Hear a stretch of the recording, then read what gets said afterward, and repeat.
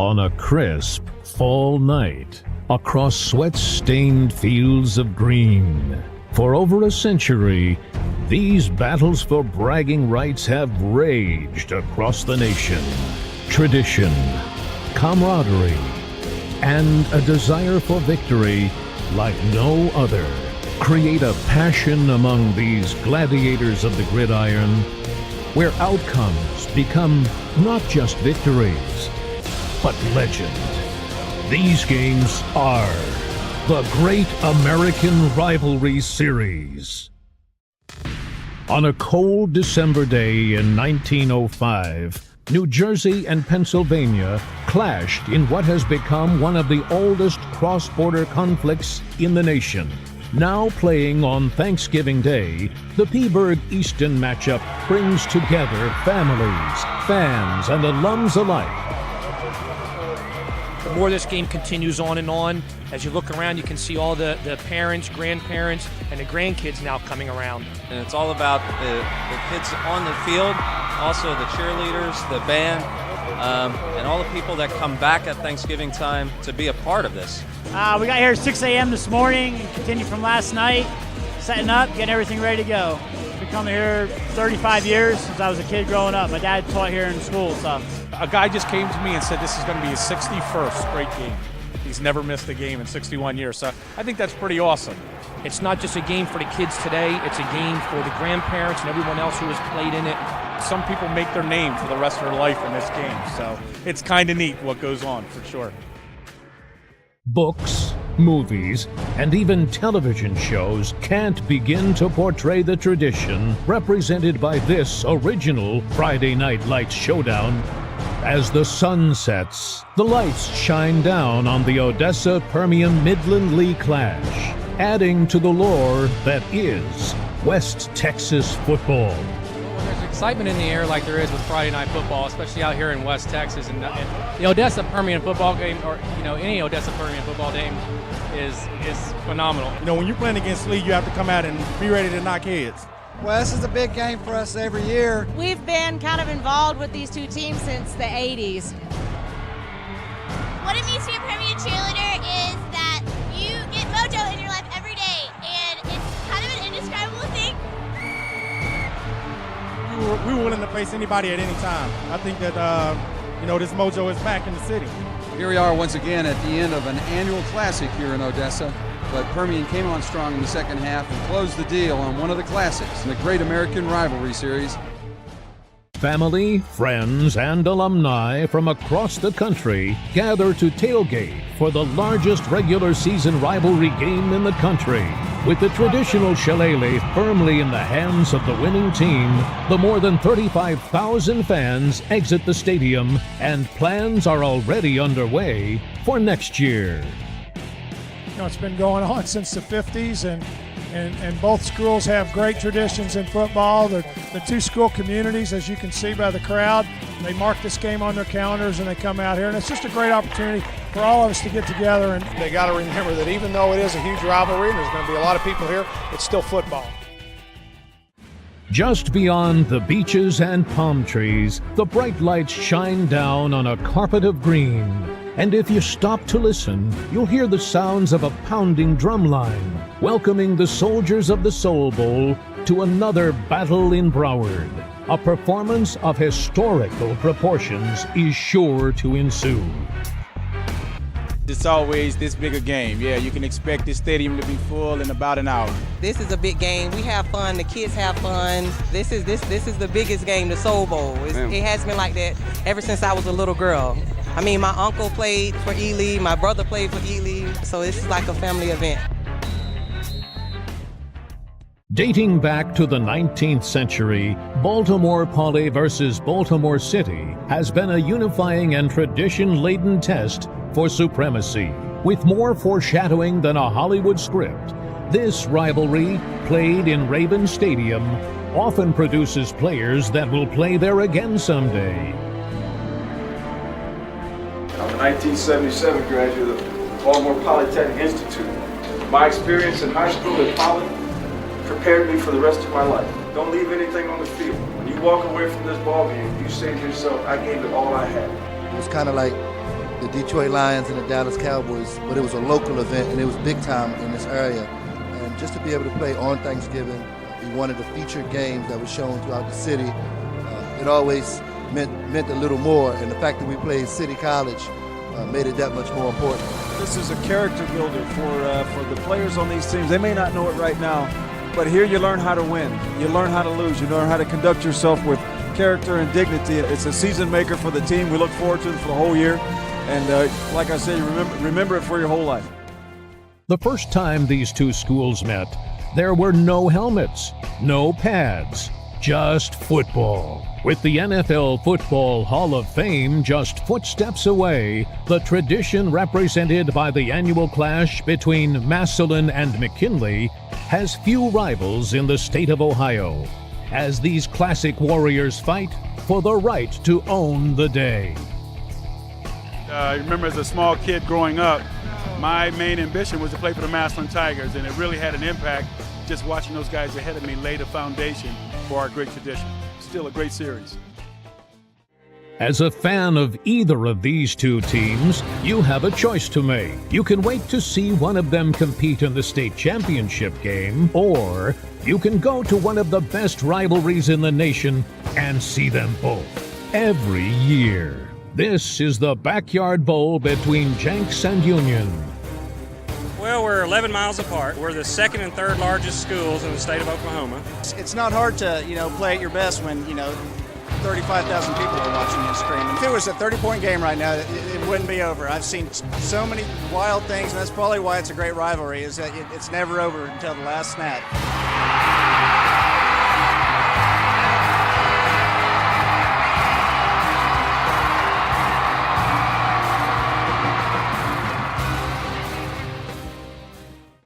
Combining for more than 24 state championships, the matchup between Burns and Gaffney pits two of South Carolina's biggest powerhouse programs on a playing field that is likely to give fans a preview of some of the state's best talent, surrounded by rich tradition and just good football. We've been rivals, for years now, and you hate Gaffney. I mean, it just comes with it. Whenever you're in the Burns family, it just comes along with it. And whenever you play the game, they aren't fans of you either. So it just puts everything else into the game. This game is it's outstanding. You gotta come here and watch it. I mean, it's prime time. There's the best, and then there's the rest. And out west, when Mission Viejo and De La Salle line up, fans are assured of some of the best high school football around. But when they meet on a Friday night, it's all about that game and winning. Well, I know Coach has a great program and he likes to play against the greatest programs. And De La Salle is a class act from Northern California. We play the tough teams down here, and I know he wanted to play some of the tougher teams throughout the great state of California, and he got one in De La Salle. We come out, we play our hardest, and we're always proud to play for our school, for our community, and especially for our coaches. In 1893, the first fans of the old rivalry, as it is known, tied up their horses outside rows of wooden bleachers to watch the boys from Male and Manual. This battle for the barrel predates electricity in Kentucky and epitomizes all the things envisioned as the originating game of the Great American Rivalry Series a decade ago. The crowds are the biggest, the passions are the greatest. That's where you ought to be. Everybody came to this game, whether you're a Male or a Manual fan, everybody came out to this game. It was played at the fairgrounds, which is really equivalent to this arena right here today, and it was great. It's just a terrific rivalry. The students really excited about it. And if you walk our halls, you'll see down our Male Manual Hall all the past history of this game. We take pride that we've been playing since 1893. And, our goal is to make sure that this game remains the sacred thing it is. Well, it means everything. If you can't get excited about Male Manual Week, there's something wrong with you. We just have activities all week long for Male Manual Week, and we're excited to be out here at Papa John's Stadium playing the game. We got a great game today, and it's just exciting for the kids. I grew up with the rivalry. My dad is a Manual person. He went to the high school in the 1920s. I went to Manual, followed my dad, and my dad started bringing me to the games in 1956. My dad is in the Hall of Fame at Manual. He went to 72 consecutive male manual football games. The male manual rivalry is such a great rivalry. It goes back so far, and I am just so proud to be a part of it. But when it comes time to put the helmets on Friday nights, we hate each other for about 48 minutes.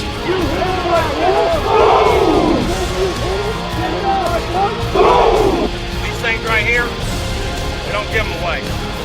We don't give them away. We thank you for what you're doing for our country.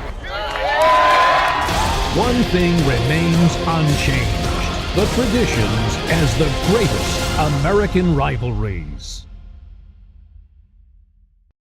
Sponsorship.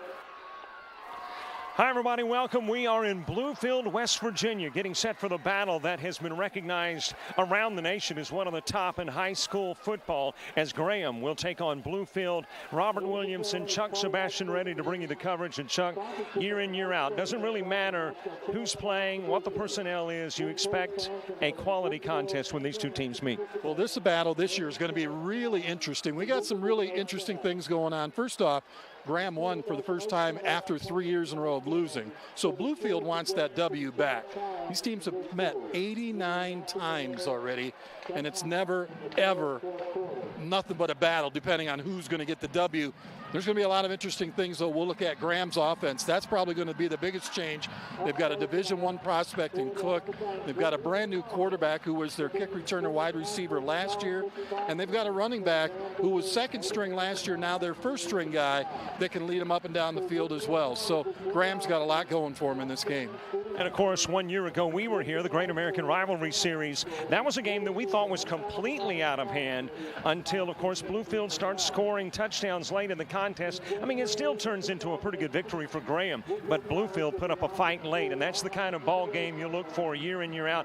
When you think one team's down, by golly, they're not. They're going to fight their way back. This year's quarterback for Bluefield is a really interesting story. He was a third guy on the depth chart for Graham a year ago. He transferred schools, left, came back, but stayed on this side of the line, and now he's the quarterback for Bluefield.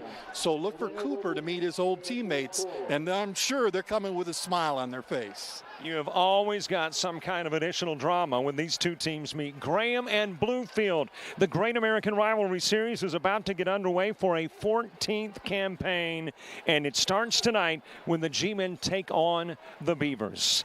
We will be back with more pregame. And as a matter of fact, Rick Ford, the founder of the Great American Rivalry Series, will hand him the microphone too right after the break. Tired of watching your favorite NJCAA broadcasts on your small mobile device? You can now watch them on your TV with new apps for Apple TV, Android TV, Amazon Fire, and Roku. Brought to you by the NJCAA and Blue Frame Technology. So why the Marines?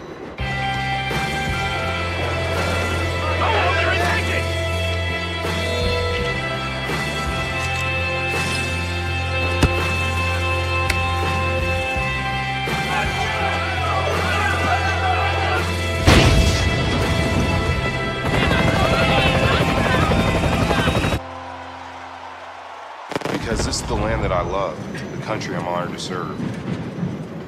Today's game is presented by the iHelp Loan Program from SLFC. During today's game, we're going to give you the tools to help you find your college, scholarships, and grants that you can have just for applying. Enjoy the game, and we'll see you later on to put your game plan in motion.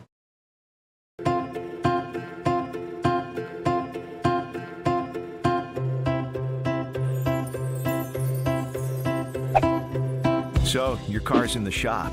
Wouldn't it be great to see how the repairs are going? Using one of our select guaranteed repair network shops takes the guesswork out of the repair process. We'll keep you informed every step of the way. You'll always be in the know with text and email alerts, and you can view pictures of your car as it's repaired. Getting updates is convenient and easy. They're available on all desktop, iPhones, tablets, and Android mobile devices. And you can get access to the information at any time, day or night. You can even post photos of your car on Facebook or to share with your friends and family. Keeping an eye on your repairs is just one of the advantages of having your car repaired at a Guaranteed Repair Network shop. Ask your Guaranteed Repair Network shop or claims representative for more details on the program.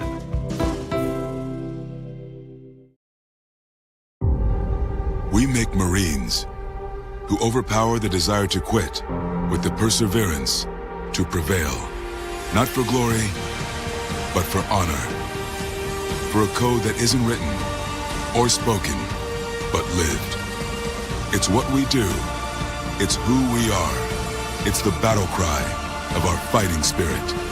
Battles won. See all the battles Marines fight to win at marines.com.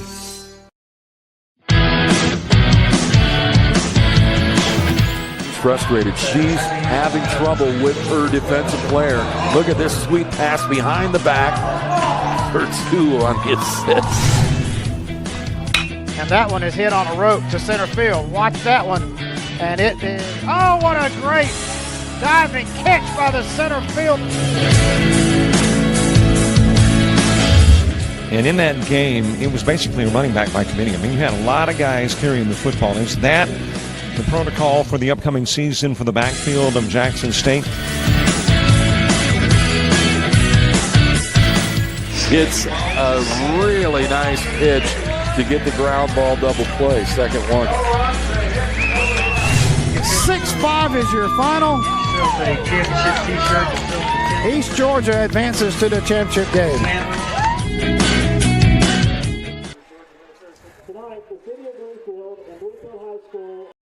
As an online student at Bluefield College, you will know a place where Christ-centered learning is celebrated. You will know the excellence of award-winning online programs, the value of an affordably priced education, the flexibility of studying at your own pace, the dynamics of an engaging online classroom, the support of your professors and advisors. Be an online student at Bluefield College, and you will know you have a home with us. Bluefield College Online. Know and be known. There's no need to worry about how you're going to pay for college anymore. The iHelp loan program enables students to fill their needs when financing their education. If you need to borrow money for college, as most Americans do, SLFC and the iHelp loan program may be your best option. The loan features the most competitive rate available and is offered through your local ICBA bank with the help of SLFC, the student loan company thousands have trusted to help them pay for college. Go to slfc.com and explore all your options now. Hi, everybody. Welcome back as we get set for the matchup. Bluefield taking on Graham.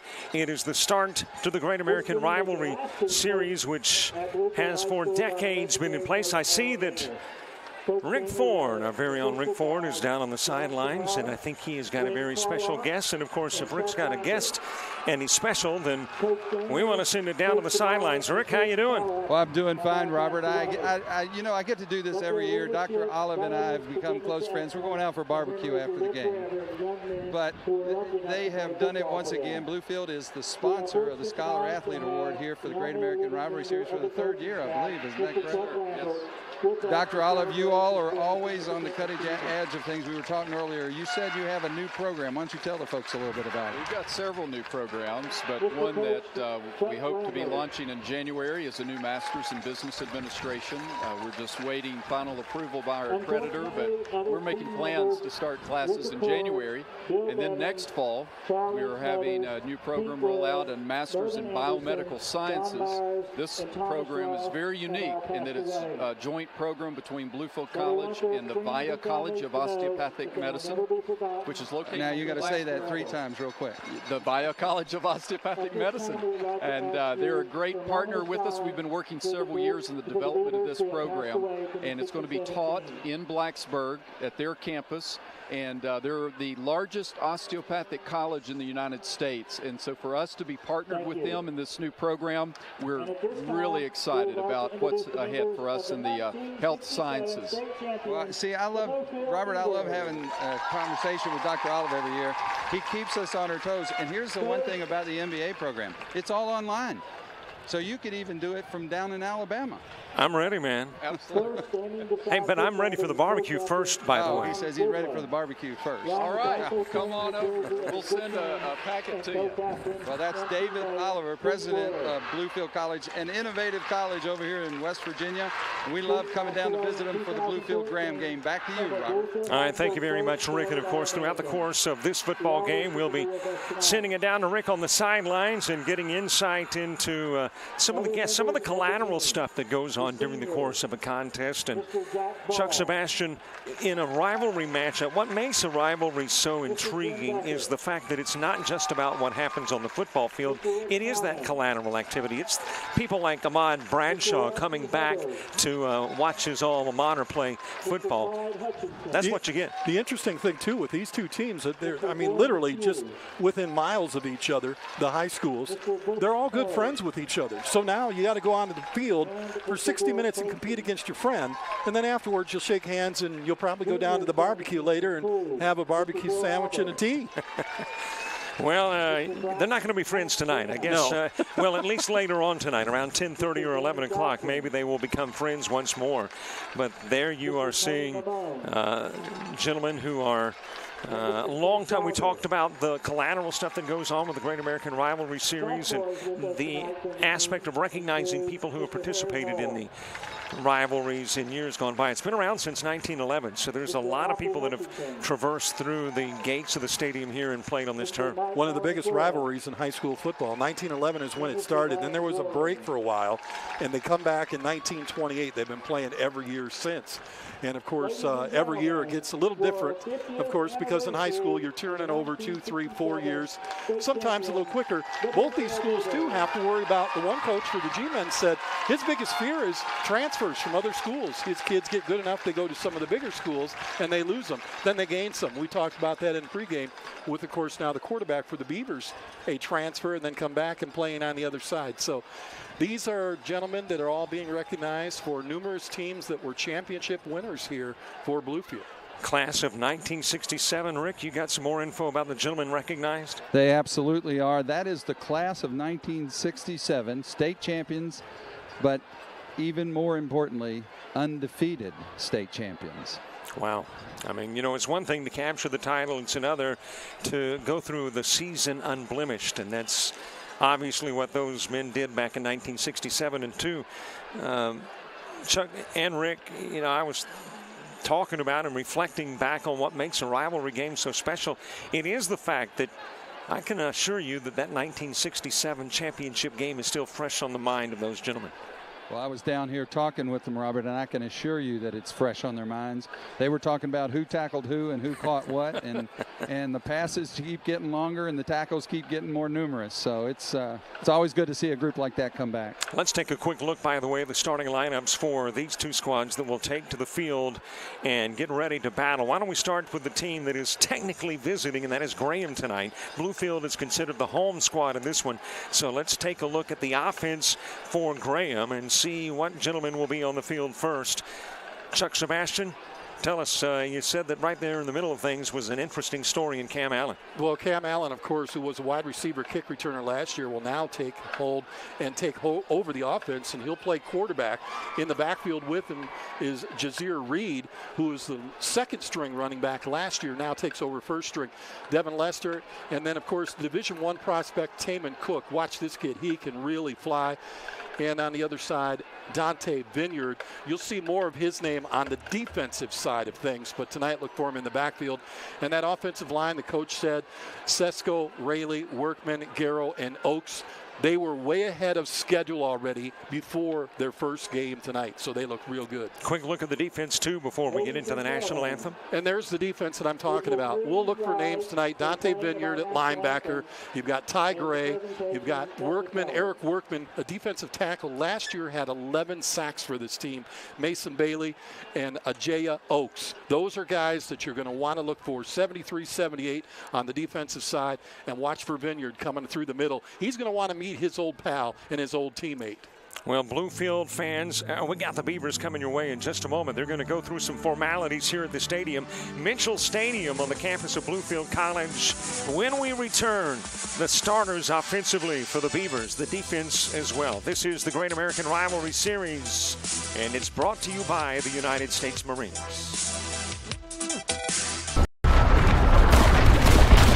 Battles aren't won solely on the field. Battles are won within. Over enemies of fear. Enemies of doubt. In that place where promises are kept. In the heart of every Marine, you'll find a promise. promise of battles won.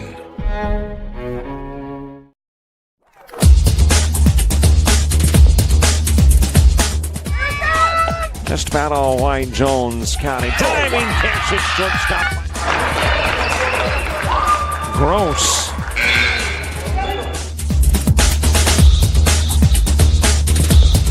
Towards the gap. Diving catch in center field by Ben Aklinski. There is a shot towards deep short. Kraft's got it. Long throw over, and he got it. Tired of watching your favorite NJCAA broadcasts on your small mobile device? You can now watch them on your TV with new apps for Apple TV, Android TV, Amazon Fire, and Roku. Brought to you by the NJCAA and Blue Frame Technology. So why the Marines?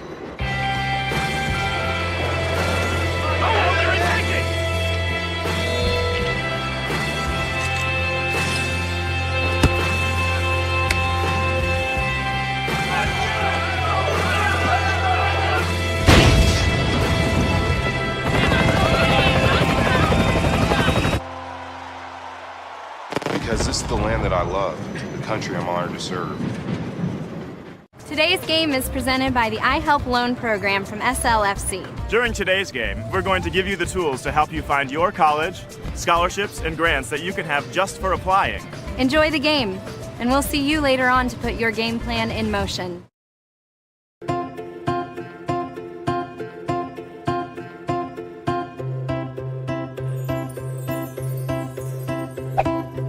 So, your car's in the shop.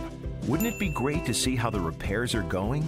Using one of our select guaranteed repair network shops takes the guesswork out of the repair process. We'll keep you informed every step of the way. You'll always be in the know with text and email alerts, and you can view pictures of your car as it's repaired. Getting updates is convenient and easy. They're available on all desktop, iPhones, tablets, and Android mobile devices. And you can get access to the information at any time, day or night. You can even post photos of your car on Facebook or to share with your friends and family. Keeping an eye on your repairs is just one of the advantages of having your car repaired at a Guaranteed Repair Network shop. Ask your Guaranteed Repair Network shop or claims representative for more details on the program.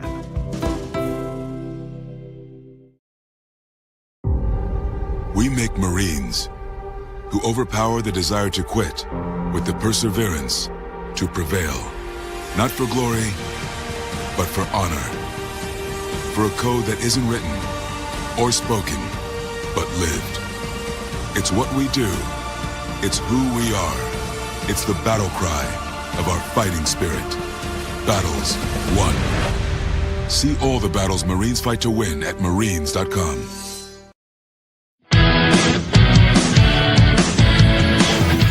Frustrated. She's having trouble with her defensive player. Look at this sweet pass behind the back for two on the assist. And that one is hit on a rope to center field. Watch that one. And it is, oh, what a great diving catch by the center field. And in that game, it was basically a running back by committee. I mean, you had a lot of guys carrying the football. Is that the protocol for the upcoming season for the backfield of Jackson State? It's a really nice pitch to get the ground ball double play. Second one. 6-5 is your final. East Georgia advances to the championship game.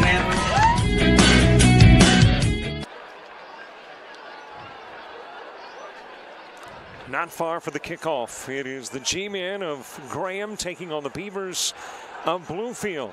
As we get set for Great American Rivalry.com, it's coverage of another year of some of the best high school matchups in the entire country. Prior to the break, we introduced you to the starting lineup for Graham, both the offense and defense. It's time to flip the tables and take a look at Bluefield. and the Beavers and how they will stack up offensively in this one. Chuck, where the offense is concerned, who are the key ingredients? Key here is going to be Derek Blevins on the outside as the wide receiver and Drake Mullins as the tight end. They're going to have to get open. They're going to have to move for Chandler Cooper to be able to throw the ball. And then Collier and Jason Edwards and Arnold Martin are going to have to run hard tonight. All right, what about that defense? We've talked offense for Bluefield. What about the defensive alignment? Defensively, they're very young. It's going to be really tough. They're going to have to watch two premier superstars for Graham, especially their D1 prospect. They may have a tough time covering the ball, long ball, and the pocket passing ability of their quarterback. Captain's ready to meet at midfield. Our Rick Ford is there. We're going to stick the mic right into the middle of the captains and get a feel for the intensity and who will have the ball first and who will be on defense first for this one. Get something, and what you come back with, that's what we're going with, okay? You guys are in charge of your teams. If I ask you for some help, please give it to us, okay?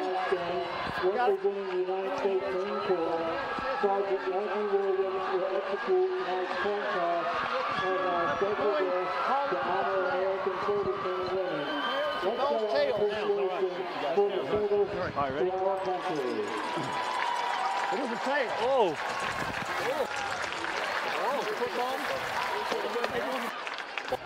Well, there you have it. It is the coin toss. And you got the discussion between the two teams. G-men have won the coin toss. Do they want the football first? They do. What does that tell us, Chuck, about the G-men? Well, they're going to try to get this early scoreboard going first, and that's the big thing. If you can score first, that'll be key for this game tonight. I think whoever can put points on first probably has a better opportunity to win this ball game. Not saying it's over if they score the first touchdown, but it sure gives you the momentum for the entire game. Last year, we had right at 100 points scored between the two teams combined.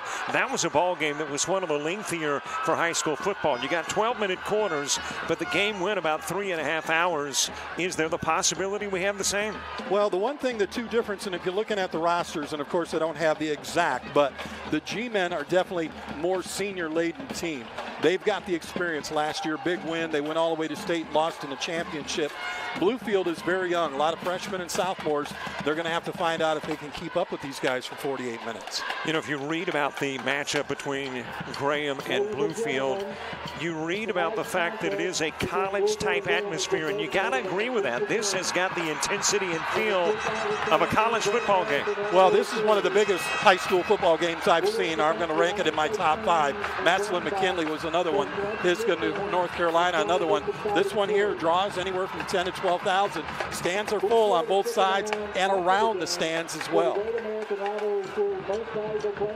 So we are ready for the matchup. G-men and the Beavers, and really it's not significant to talk any longer. You can spend 12 months saying, hey, here's what we should have done, here's what we will do. Well, you're going to have to do it tonight.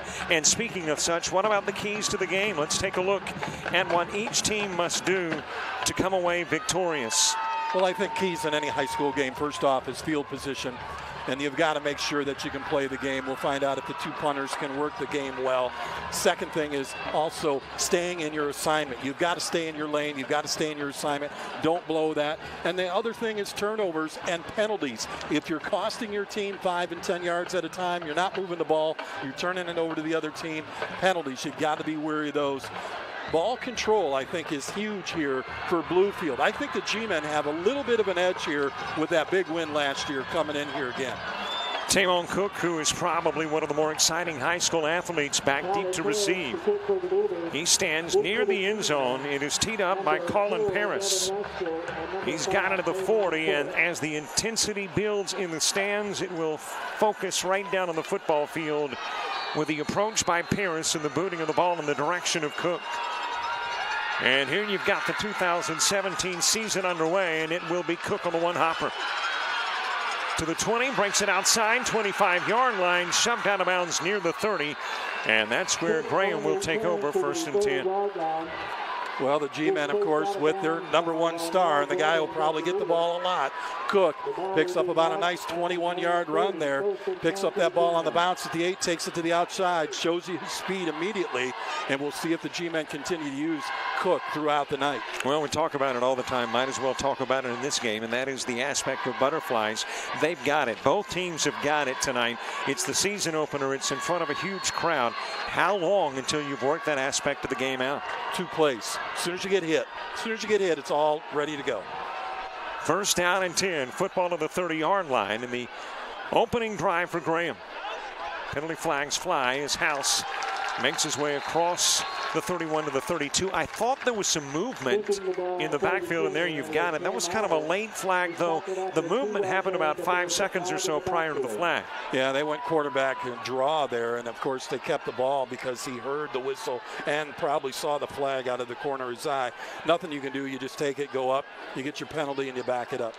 That, by the way, was Cam Allen on the carry, the 6'2", 180-pound junior. And the first penalty of the game has been declined by Bluefield. They like the 2 yards on the play versus giving them another play and pushing them back 5. Interesting move there by Bluefield, not to take the push it back and make them go a little further than now just about a 2nd and 8. House in the backfield. That's 2nd and 8 with a give. Going to Reed, and Reed brought down near the 35-yard line. Well, you know, let's go back to that fact that you decline the 5-yard infraction. Is that 2 things I think of, and one is you don't want to give them an extra play, but number 2 is that you're really confident in your defense being able to stop their offense. Well, you look at these 2 plays. They went run right side off the off tackle, then they went quarterback draw off the tackle. They're going to try to run up against their big, huge offensive line, and right now the defense for the Beavers stacking it up well, and maybe it was a good call to say, no, we'll decline it. We'll take the down. If you're a team that likes to run the ball, are you forced to throw it here? Of course they will. House airing it out, tosses in the direction of Cook, and it's a little long. Overthrows that ball by about 4 yards, and good double coverage there on defense. And again, for the Beavers, we talked about a lot of these guys will play both ways, but their free safety, Latrell Collier, who they call Mookie, was right with his man step for step, didn't get by him, and House had to try to go the distance with a big bomb. And speaking of the gentleman, Mookie Collier, he is the punt returner for Bluefield, who stands at his 31-yard line. Caleb Bauer ready to boot it away. Thanks for watching wherever you may be watching this Great American Rivalry Series between the G-men and the Beaver. A little bit of a wobbly high kick. Does take a Graham roll, though. And it will travel down to about the 34-yard line, where Bluefield will have their first set of downs in 2017. You see, he gets this off the end of the toe, and it kind of hangs a little bit. You hear the crowd start to groan like, oh, no, bad punt. But then he gets a nice, almost 15-yard bounce out of that, putting that ball deep. With the ability of a Mookie Collier on the other end of the field, I'm liking that short kick with a good roll. Well, now we'll get to see what Cooper can do here with 10:37 left to go in the first. Chandler Cooper, the 6', 174-pound junior, with the first down and 10. Turnaround give goes to Collier, and Collier wrapped up around the 37, gain of 3. Offensive line for the Beavers is pretty decent. I mean, they are young. Like I said, there's very few seniors on this team, but there's about 1,200 pounds on that line between those 5 guys. So they should be able to move the ball, especially with their big fullback in Edwards. Closer to a 4-yard gain on the carry by Collier, a deceptive run that looked like he'd been stopped for really short yardage. Closer to 4 brings up a second. We'll call it a short 7 or a long 6. Give goes to the fullback, pounding his way is Edwards. Middle name is Truck, and there you see why. He took a lot of crashes from the defenders and was able to fend his way across the 40 to the 42. It's a great block by the center, and then his tackle is able to spin off of him, pick up and still fight for the extra yards. And you said it right, Robert. They call him Truck. You can see why. He takes out a couple of guys as he goes down. Turns it into a 3rd down and manageable. Football at the 43-yard line. And you got that backfield of Collier and the Truck, Mookie and the Truck. The Truck got pushed backwards, And that was some defenders forcing that truck into reverse and pushing it back to the 40. Good job by the defense there, not being fooled by the run. You see the middle linebacker telling guys to shift to the left, knows which way the run's going. They block him there, and as he tries to get away from that tackle, he just gets more help, and they bring him down on the outside. Good job by the defense there for the G-men. Brings up a 4th down and 2. And a punting situation, so both teams have had an opportunity to get onto the turf. A brand new turf, by the way. Gorgeous turf here at Mitchell Stadium. There was a spiraling kick that is booted away from Cook, wisely so. It takes a Bluefield roll inside the 10 and coaxing it towards the opposite end zone are the Beavers. That was Neil down there saying, come on, come a little closer. I was going to say, he was kind of, come on, football, come on. You'll see it here at the end. Again, another 10, 12 yards on the roll. And this is what we talked about early on in pregame, field position. That's one of them. The punter puts it inside the 10-yard line. Great punt. We have seen a couple of very good punts. Obviously, the first one a little short, took the nice roll. This one, long and roll included, and it's got Graham pinned back at the 8-yard line. See if they start with the pass here. I'm really interested to see. They started to try to run right off the get-go. Now they've got to work that pass in there. They've got a man who can throw from the pocket, but they've got to give him the protection. 1st down and 10, football at the 8. Well, are you willing to gamble here and put the ball up? Maybe later, not now. Give up the middle. And not a whole lot of running room for Reed. But this is that situation where you're not necessarily looking for the big gain, or you're looking for, you'd like that, but you want a little breathing room. Well, here's the thing. You're going to try to get out of your own end zone, quote unquote, behind the red line, so to speak. They get about 6 yards on that play, so not a bad run. They started to break it outside. He cuts back inside, picks up 6 yards, and a good work there for now for a 2nd and short. Neither team able to pick up a 1st down yet, but it is 2nd down and 4 for the G-men. Reed again on the carry, and this time not much. Might have gotten to the line of scrimmage and squeaked out a half yard or so. Looks like they're going to mark him at about the 15-yard line, and you're right. He got maybe a yard out of that. Good job by the outside linebacker, the defensive end. They don't move, and then he comes in, he sees where the runner is, and then just takes him down. Nicely done. Again, defensively for the Beavers, they really got some good work there out of Arnold Martin, their inside linebacker. Care to make an early prediction? Are we about to get our first down of the game, or does Bluefield hold? Well, this is another one to see what they're going to do here. If they throw, they probably got an opportunity, but you can't go long. You've got to stay with a short pass. Just get it to the chains, and that's what he did. And there is that short pass to Gray. Gray able to cross the 20, then loses the football. Coming up with it is Edwards, and Bluefield's got it.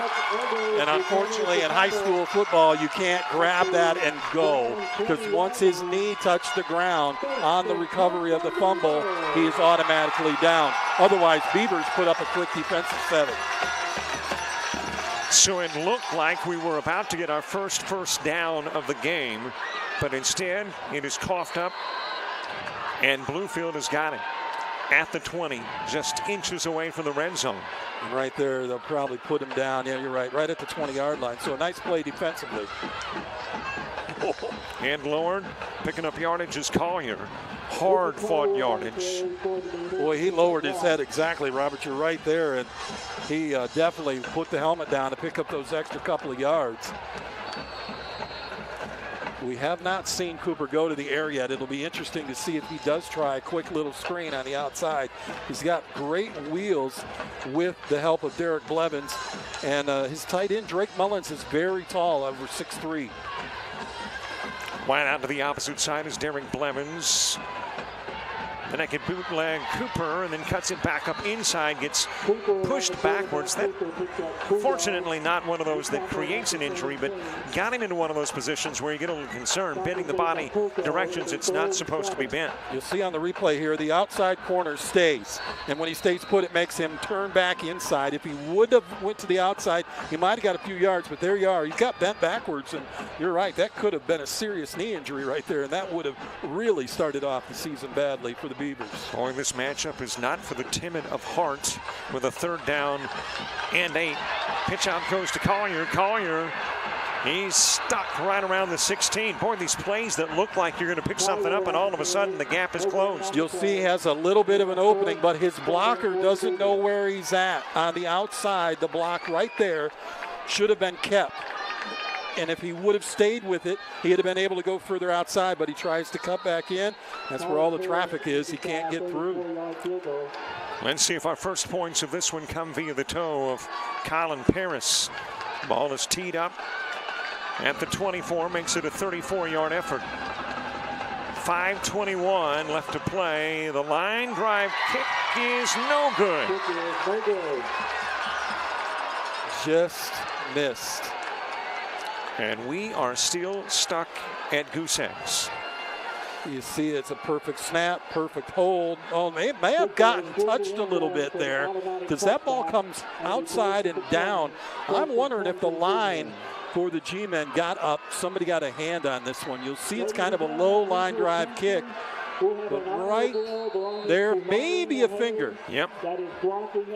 Who said you had bad eyes? Yeah, I got a great job. Replay. Thanks to our camera crew doing an outstanding job. That was easy to pick up and see. By the way, got to mention the crew because, as you mentioned, they do an outstanding job. Tora, Ethan, as well as Khalil, and of course the Magic Man is James Crenshaw in the truck, giving you all the different angles, the replays, and more. Running room across the 25, breaks it to the 30. Cook to the 40.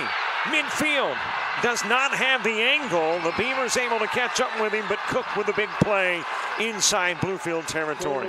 This is a play that should have been caught where he was deep in his own end.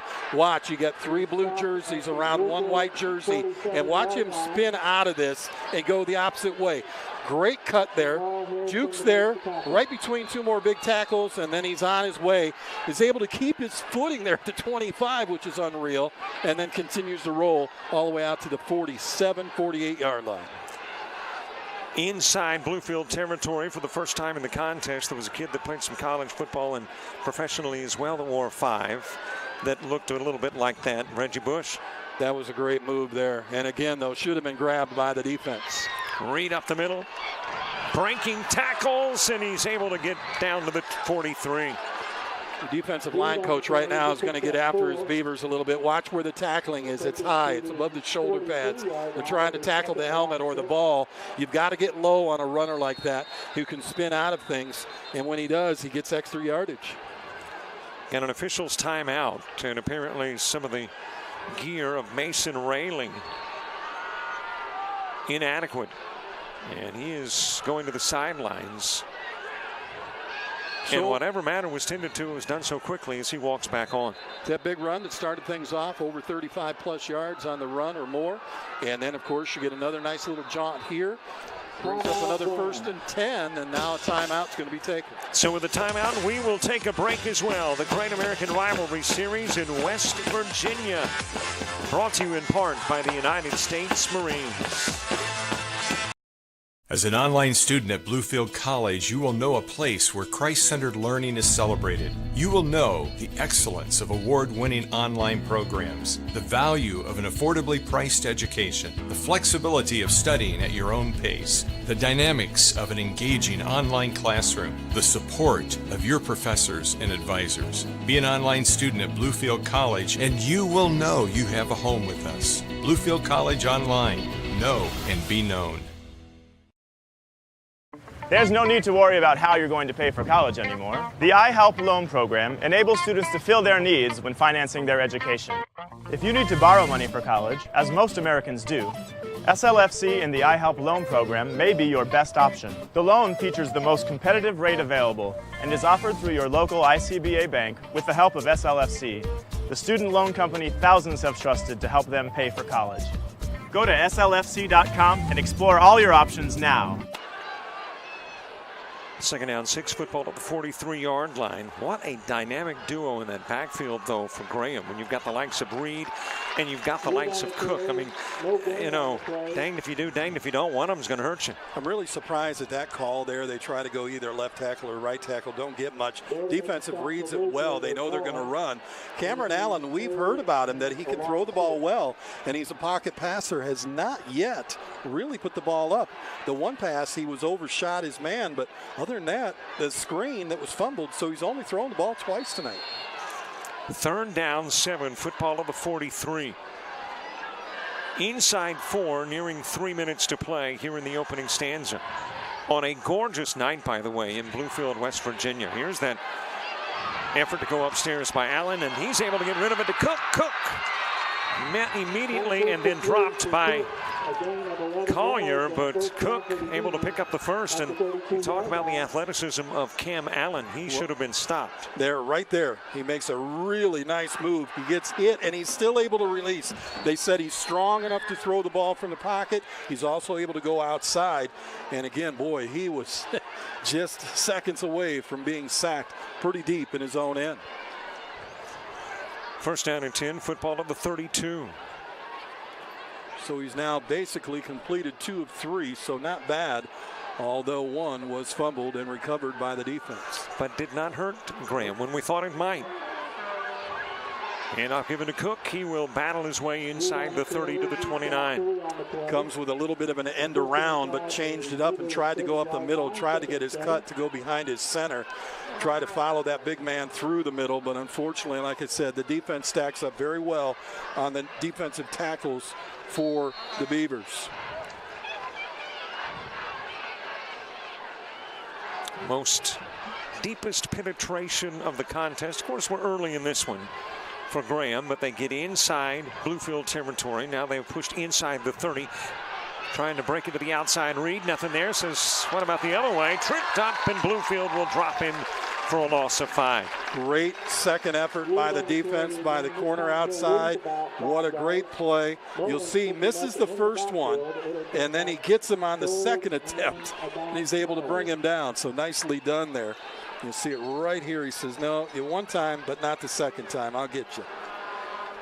Loss of 5 brings up a third down and 12. Cook putting a little air in the tire before heading back to the huddle. Inside a couple of minutes to play here in the opening stanza. By the way, I mentioned beautiful here in Virginia and West Virginia. Depends on where you park. You may be in Virginia. You may be watching football in West Virginia. Temperatures expected to dip down into the 50s overnight. Allen sacked. And it'll bring up a fourth down and long, and you're out of field goal possibilities if you are Graham. So the option is boot it away or go for it inside the 40. Well, I'm guessing, depending on the type of punter they may have and depending on what he can do, I said field position would be a big thing here. But you know what? You're pretty close. It's getting close to the end of the first quarter. I think they try maybe to go for it, but watch, they're setting up in punting formation. They're going to try to pin one down deep if they can. Collier standing at his 12 on a fourth down and plenty. Clean snap. Inside the 15, that's where it will be downed by Devin Lester, the sophomore. And all in all, despite the fact that maybe he didn't have the pretty trajectory on the punt, effective though, as you force Bluefield to start inside their 15. Well, the punt there bounced, unfortunately, the wrong way. That time they didn't get the bounce they wanted. You'll see it hits the turf and then comes backwards. Good heads up by the down lineman. He grabs that football, not letting it go any further than it was going to make sure they didn't get any more bounces the other way. Well, the first 12 minutes be scoreless. We're 46 minutes, make that seconds away from wrapping up the opening quarter of play. Edwards on the carry, and he with one tote picks up 15 out to the 30. They move the outside receiver. They shift him to the right side. Then they let the running back take this ball and go to the right. Unfortunately, didn't get a little block there on the outside from that receiver who came across the other side. Should have been out there helping his running back get a few more yards out of that, but still a nice run. The wide out to the side is Russ Coleman, the 5'10", 170-pound senior, on a 1st down and 10 at the 30. Handoff given to Collier, and Collier will pick up 8. They'll work Collier out of what they would call in a wing formation. They'll bring him from the slot. They bring him back. They slide him around. They make the pitch. He tries to go to the right side, which is their strong side for the Beavers. A lot of beef on that side, as they would say. Not enough to move the football too far, but he got it out there. We have finished 12 minutes of football here at Mitchell Stadium. Bluefield, West Virginia, scoreless. Back with more Great American Rivalry Series, brought to you in part by Bluefield College. Walls are barriers. They divide, separate, segregate. We've seen walls before.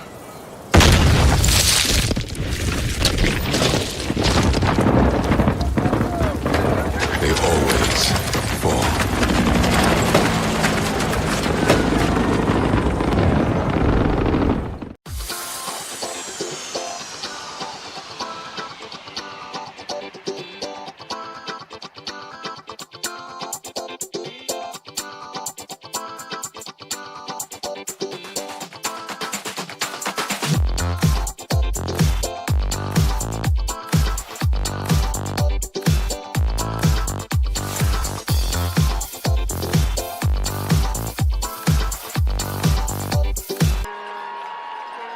Well, we've been mentioning all night that this game brought to you by the United States Marines, and coincidentally, Rick Ford's got a Marine with him down on the sidelines. Rick? I am down here with Staff Sergeant Watkins, and I'm telling you, these guys, you guys have been around us for what now, 3 days?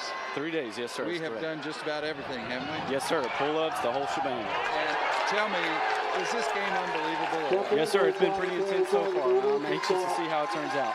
Now, we've talked all week long about you and your family and being in the Marines. Tell the folks out there, and you can look right in the camera over there, tell them where you've been and what you've done in your career.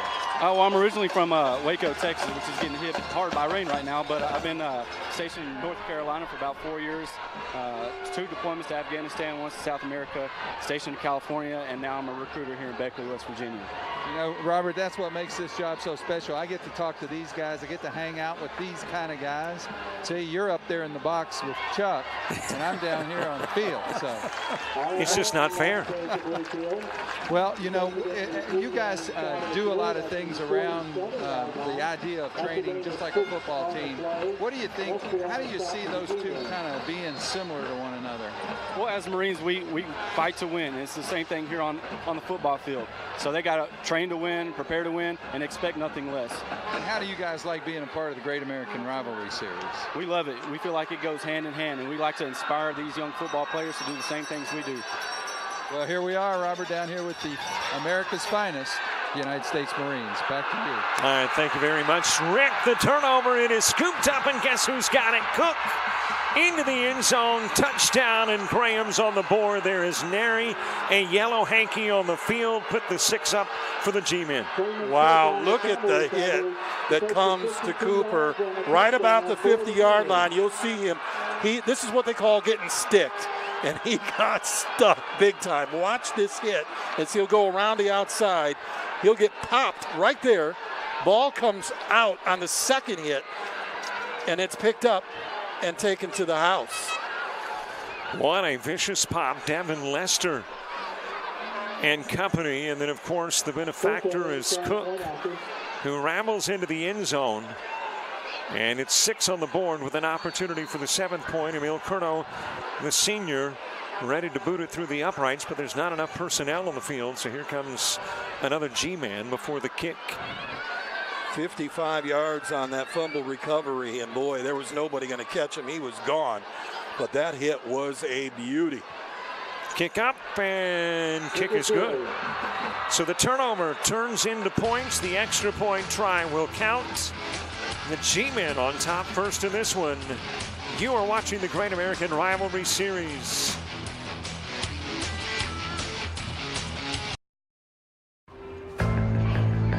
No one knows where it comes from. why some have it and some don't. It's the fighting spirit. It consumes fear and weakness. It stands ready to fight whatever shape the battle takes. Because as long as there are battles, there will always be Marines. The big cable and phone companies are slowly digging ditches to bring you high-speed internet. And you're left to wait. Well, we're not waiting. We're taking technology to new heights. And not just for some, for everyone in every corner. Today's internet is not a luxury, it's a necessity. You can't wait for high-speed internet. And thanks to the world's fastest growing network, you won't have to. The future can't wait. Welcome to the Ubiquity World Network. Don't wait. Contact your local provider. Chuck Sebastian, we expected Tamon Cook to be the star, maybe offensively, but he turns into the defensive star that produces points for the G-Men. Well, he needs to go over and shake and hug Devin Lester, because that was the best hit I've seen all night, and it just jarred that ball loose. Give Cooper all he could, and he tried to struggle through there to get that extra yard for the first down, but that third hit was leveled, and that ball comes squirting out of there, and Cook happened to be the recipient of a give-me. We've seen a couple of turnovers in this one committed by Graham, the other committed by Bluefield. Bluefield could not convert and produce points off the Graham turnover, but right here is the smash by Lester that left a pigskin right at the feet of Cook. And he had nothing but green for 55 yards. There was nobody in blue jersey anywhere close. As you can see, two of them giving him chase. First down and 10. Let's see what kind of response you get out of Bluefield as the give goes to Collier. And Collier picks up 8. Mookie's got some really good speed, good moves. He's a low gravity runner, which means he stays low to the ground. He's not a big guy, but he can get underneath some of those big guys. And you see that they take him outside. They're going to run him outside the tackle or outside his tight end, give him a little extra, and he picks up a good 5 yards on the play, 6 yards. You want to see some penalties in the game, by the way? So far, just one. That's right. I thought I would go ahead and mention we haven't seen any, and that probably will mean Yellow Hankies will fly soon, but this has been a surprisingly penalty-free game this early in the season. On a second down and a pair. Twisting, turning, churning his way across the marker that gives him the first down is Edwards. Well, the truck again, you'll see him. He works really hard inside, following his left guard, gets bottled up a little bit, somehow spins out of a jersey grab, and then you see one of the defenders trying to go and wrap that ball up, but he holds on. He's very, very strong. Almost looks like Graham might have a little turnover fever now. They're trying to rip that ball free versus tackle the ball carrier. Well, that was Gray trying to rip that ball out of there, Ty Gray, and Truck said, no, I don't think so. It's mine. I'll keep it. I'm going to hold on. Coleman to the side on a first down and 10. Got plenty of options to choose from in the backfield. Collier will get it and cross the 39, a gain of 5. Well, here's the one thing defensively for the G-men that they're going to have to watch tonight. They got a big guy that's coming, is going to pound you. And then you get the ball to Collier, who's got great speed and can get it outside and get the edge, and then you got to give chase. When you're a big defensive line, but after a while, you begin to get slowed down a little bit. That speed may pay off for Collier here. He may be able to break one. Second down and 5, football at the 39.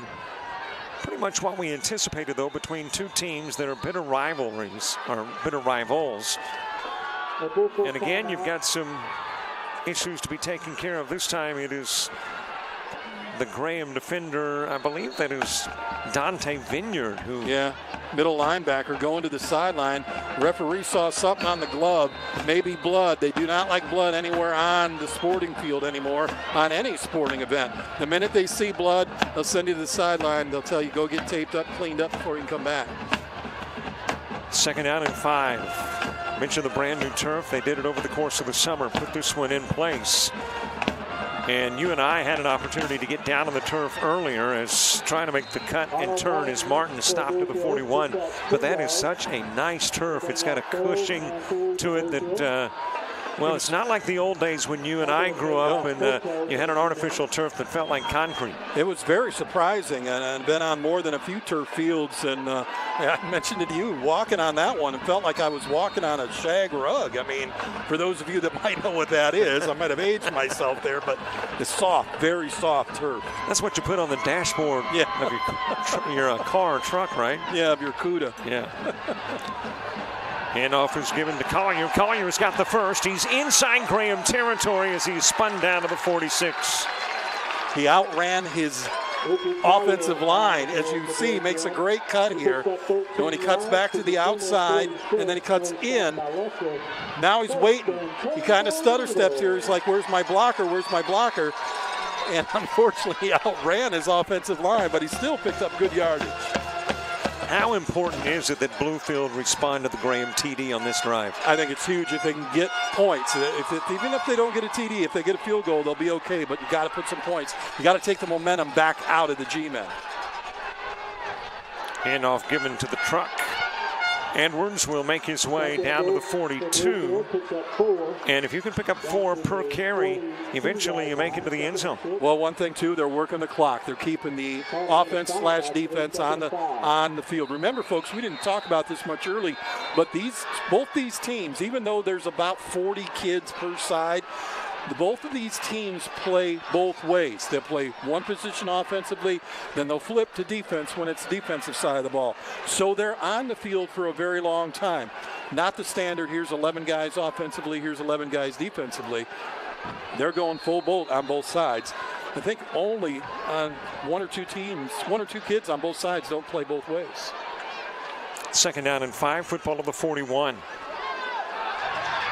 And the handoff is given to Collier. Collier, gotta love the style of a lot of these young running backs. It's as if they are looking for that spot, able to hit the brakes, then the accelerator to find the open hole. Well, he finds a great job there by the guard who pulls out, goes to the left side, gives him plenty of room, sees the outside corner, wants to cut back in, can't.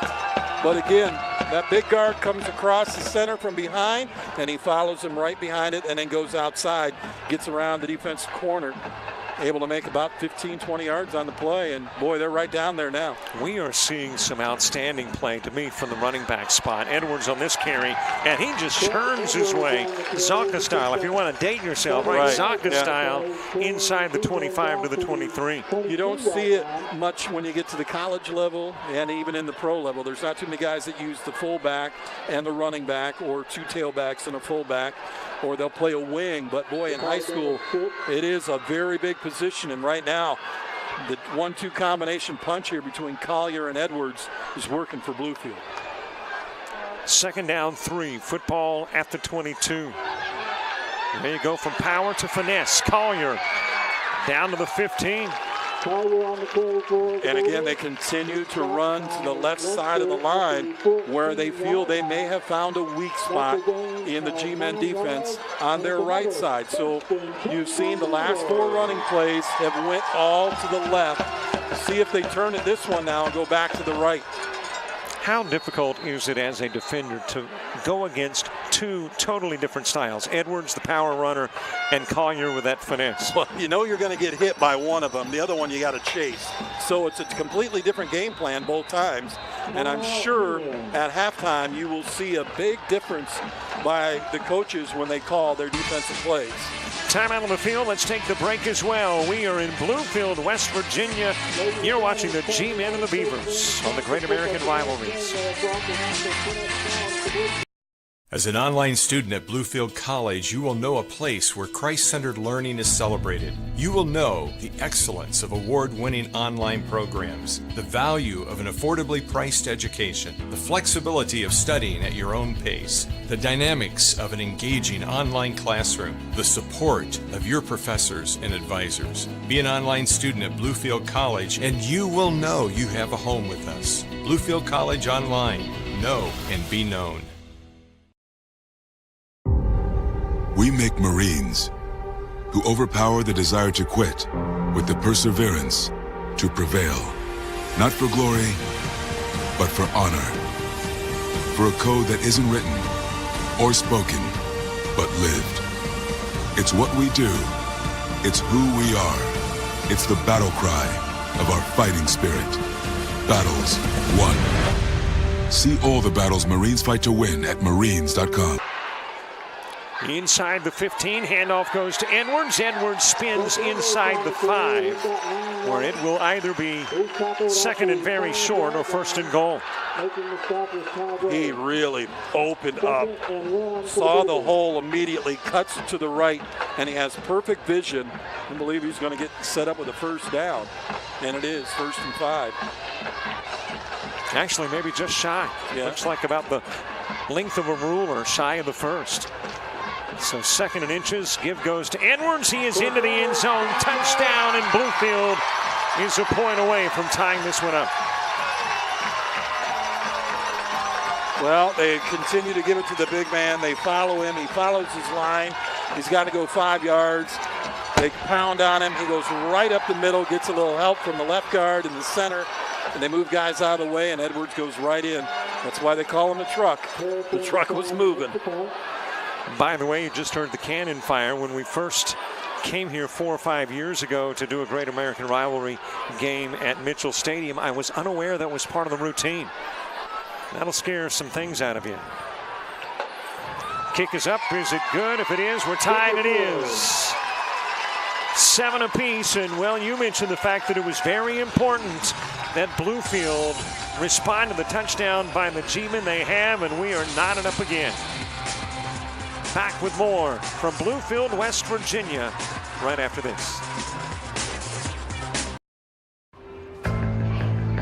No one knows where it comes from.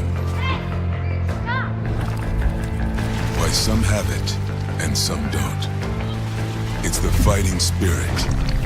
It consumes fear and weakness. It stands ready to fight whatever shape the battle takes. Because as long as there are battles, there will always be Marines. The big cable and phone companies are slowly digging ditches to bring you high-speed internet. And you're left to wait. Well, we're not waiting. We're taking technology to new heights. And not just for some, for everyone in every corner. Today's internet is not a luxury, it's a necessity. You can't wait for high-speed internet. And thanks to the world's fastest growing network, you won't have to. The future can't wait. Welcome to the Ubiquity World Network. Don't wait. Contact your local provider today. Well, Chuck, we talked about it, and you said that you felt like a Bluefield score was necessary after the G-men score. Well, I guess mission accomplished. Well, 5 minutes and 10 seconds. They hold on to that football. That's huge when you're on an offensive game plan. And they marched down the field 80-some yards to score that touchdown, basically all on the legs of the running back and the fullback, and they continue to go back and forth. And again, the G-men had no way to stop them. Big play here, really by the kicker. I don't know if it was by design, but it just stuck right inside the 5 for a bit, and Cook had to pick it up thinking maybe it would roll into the end zone, but it won't.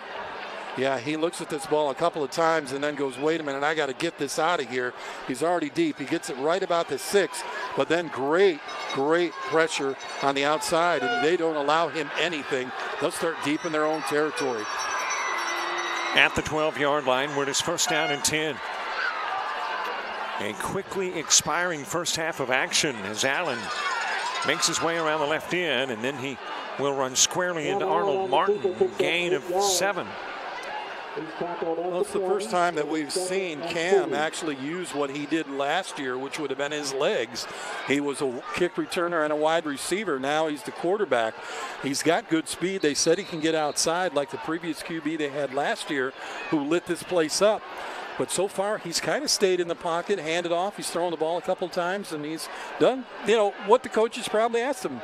Take care of the football. He hasn't really done anything bad. Is that one of the easiest transitions for an offensive player to shift from a receiver to a quarterback? I think it's actually easier to go the other way from quarterback to wide receiver because you know the route that you're throwing as a quarterback, and then to switch so you know the receiver route.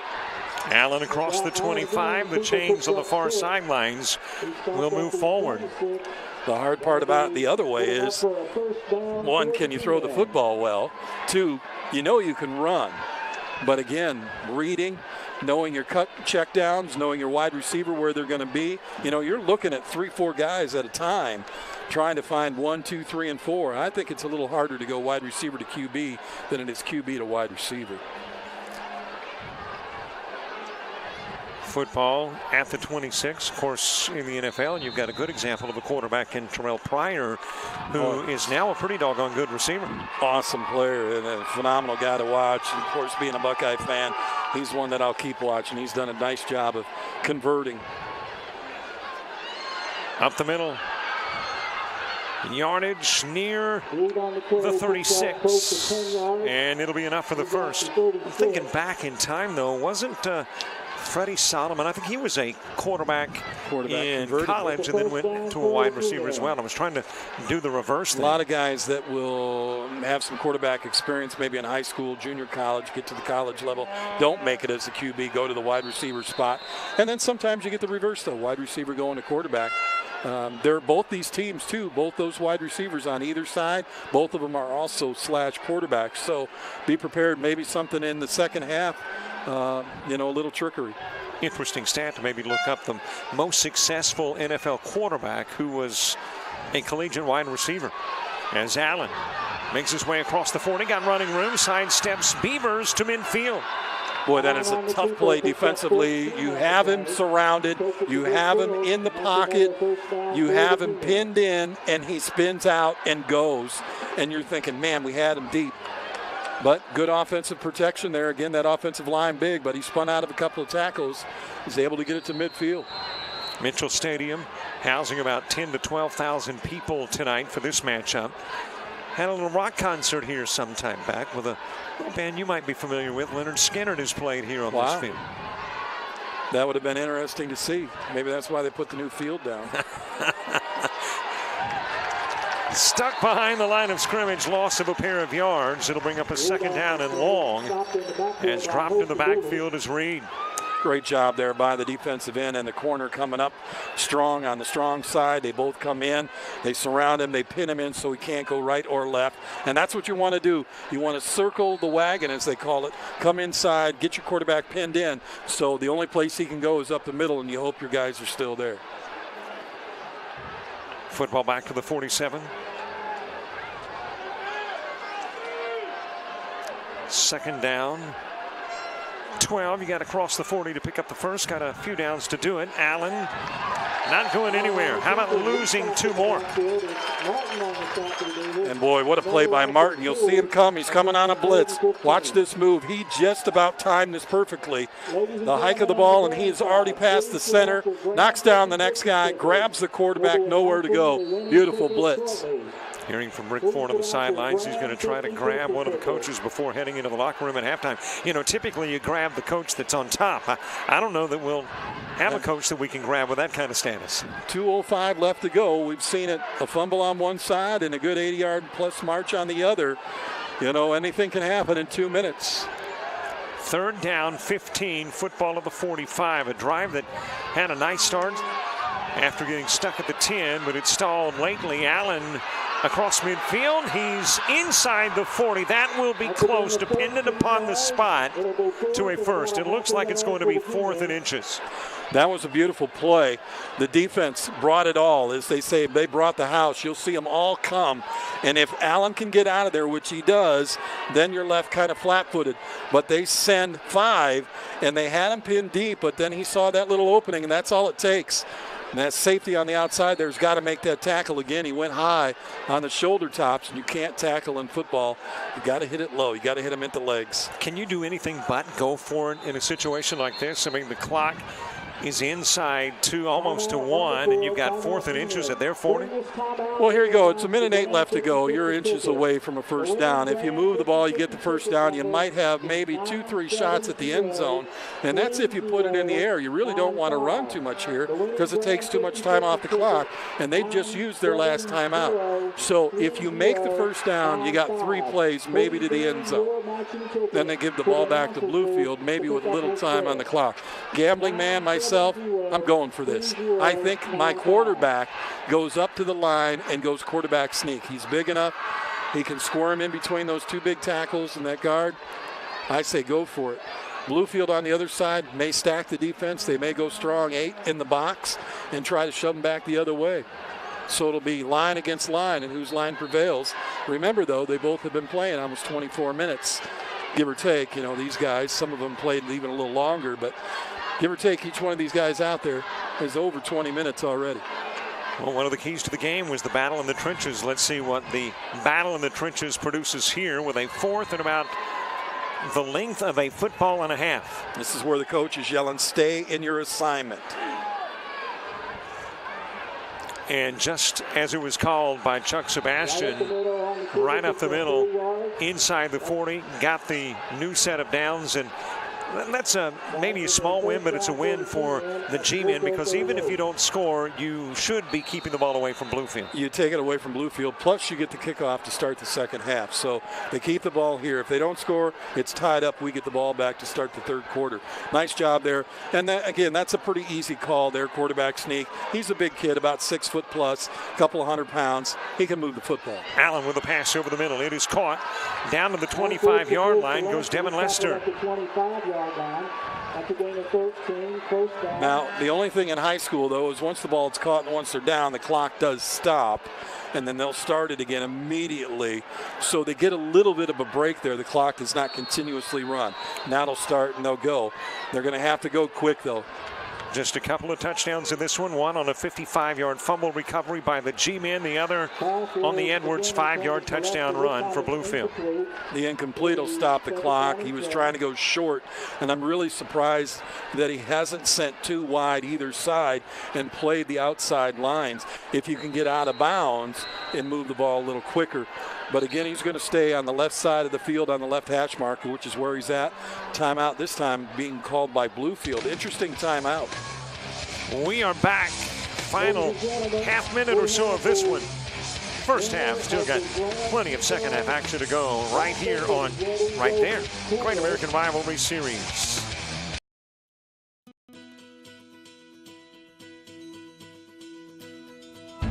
As an online student at Bluefield College, you will know a place where Christ-centered learning is celebrated.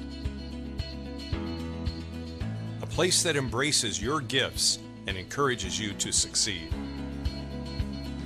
You will know the excellence of award-winning online programs. You will know the value of an affordably priced education. You will know the flexibility of studying at your own pace. You will know the dynamics of an engaging online classroom. You will know the support of your professors and advisors. Enroll today as an online student at Bluefield College, and you will know you have a home with us. Bluefield College Online. Know and be known. Get to know us at bluefield.edu online. Allen on a 2nd down and 10. Not a lot of time left on the clock. Got a receiver open and found him. Able to buy himself time to find Devin Lester, and Lester will get inside the 5 to the 4. Wow, he was trapped again, and boy, nice job of getting out of that, getting away from the defenders. You'll see 3 coming in from the inside. The 2 defensive tackles really coming hard. They pin him to the outside. Now you see the defensive end coming in, and he's got to make a move. He does. Slips 1 tackle there. Continues to look downfield. Young quarterbacks, that's what you got to do. Continue to look downfield. Sees an open man on the far sideline. But guess what? There was a little yellow hanky around the 20-yard line. So we'll see what the call is. I'm going to guess it was probably holding. Well, it was an ineligible receiver. Oh, ineligible. Downfield. Okay. Well, that's what, all that stutter step into the backfield, sometimes you run into that danger. Buying that extra time. Found the open target. The problem was the ineligible receiver downfield nullifies the big gain inside the 5 and pushes it back to the 30 with time for 1, maybe 2 more plays. Allen. It is dropped. Had his receiver Gray, and Gray just doesn't hang on. That's a catch you got to make. That'll be the last play of the half, and we're tied up.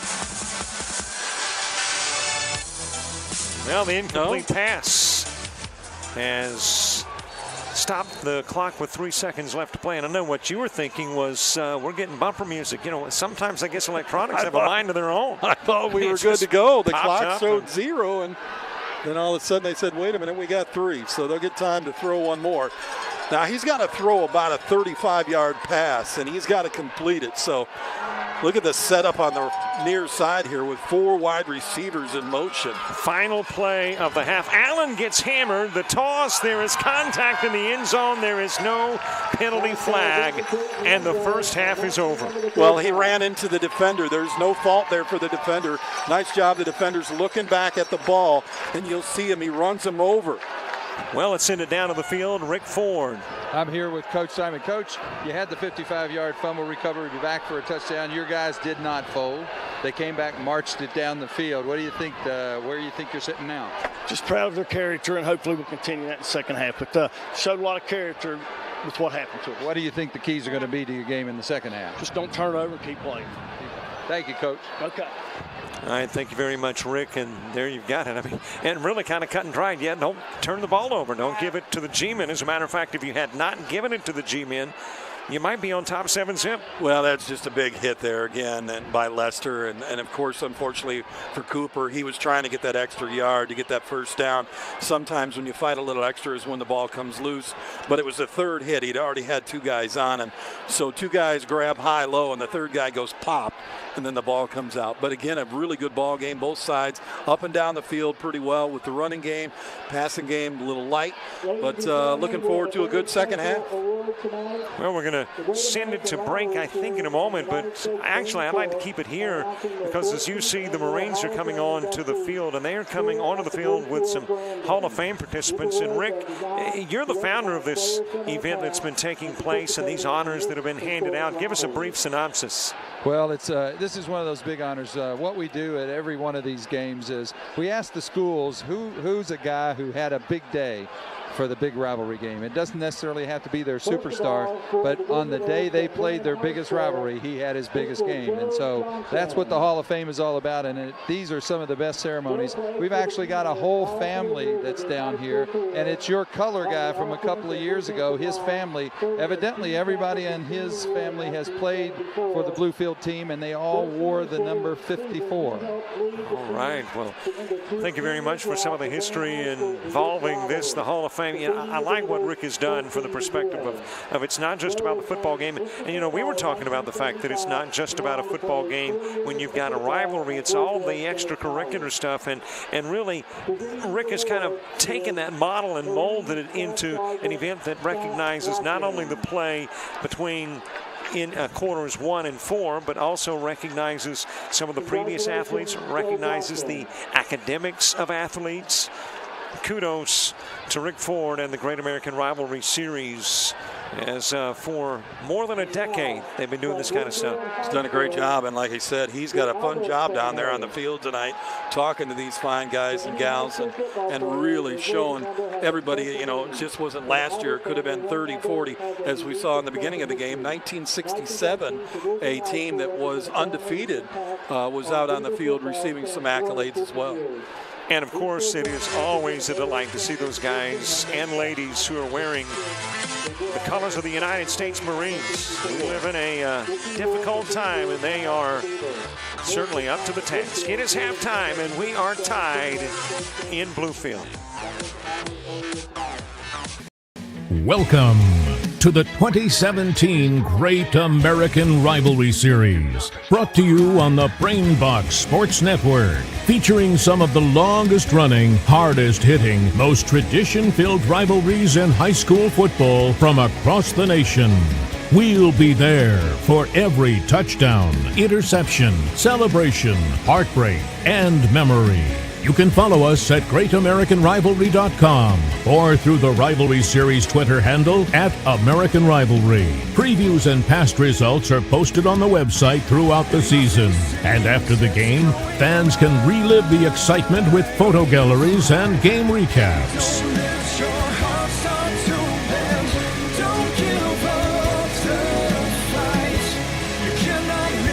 Log on and see why.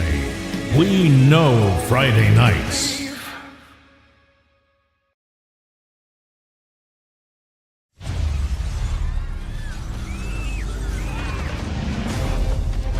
few who move toward the sounds of chaos.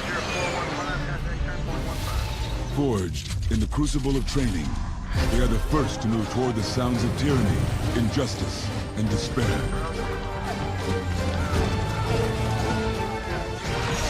They are the few, the proud, the Marines.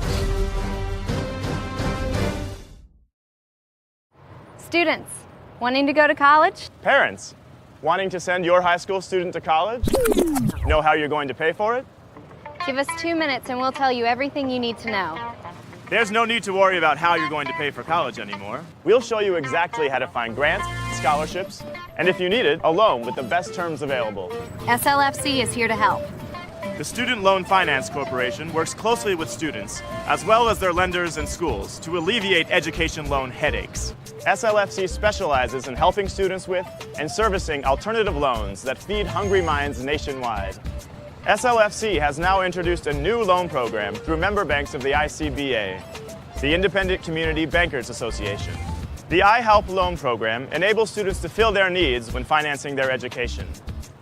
We ensure that anyone who wants to pursue post-secondary education has access to timely, adequate financing and experienced helpers. Through the iHelp Loan Program, students are offered loans with low interest rates and no teaser rates. The program provides private student loans designed to supplement but not replace scholarships, grants, and other financial aid options, including federal student loans currently offered on college campuses. Not sure where to start?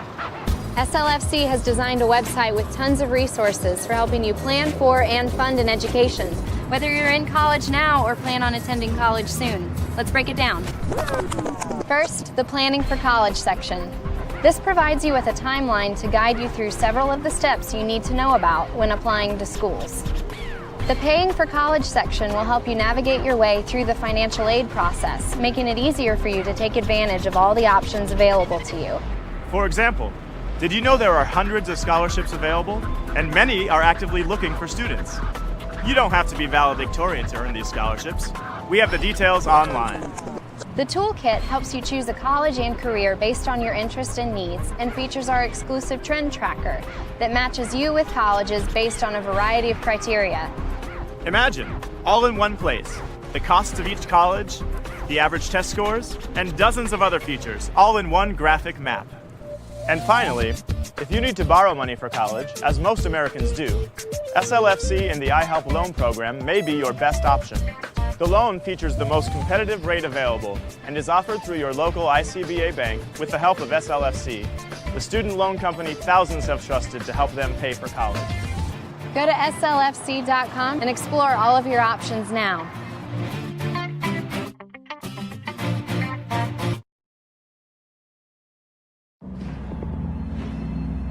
All right, listen up. Out on that field today, you will be ready for anything. And I want you to always remember, this is the greatest team you will ever be part of. And when they're asked, what did you do to make a difference in the world? They can say, I became a soldier.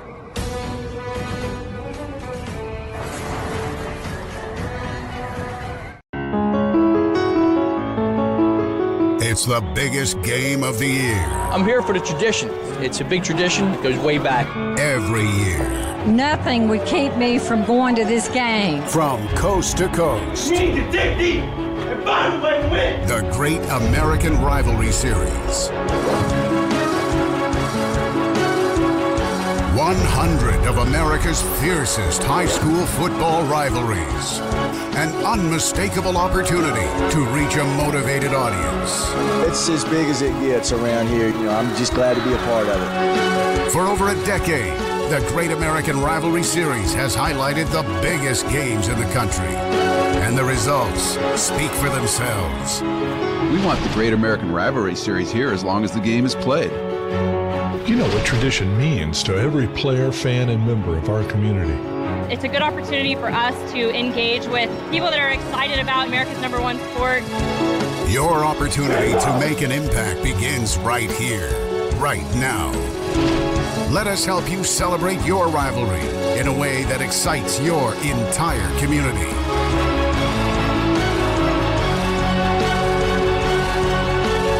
Great American Rivalry Series. We know Friday nights. Join us.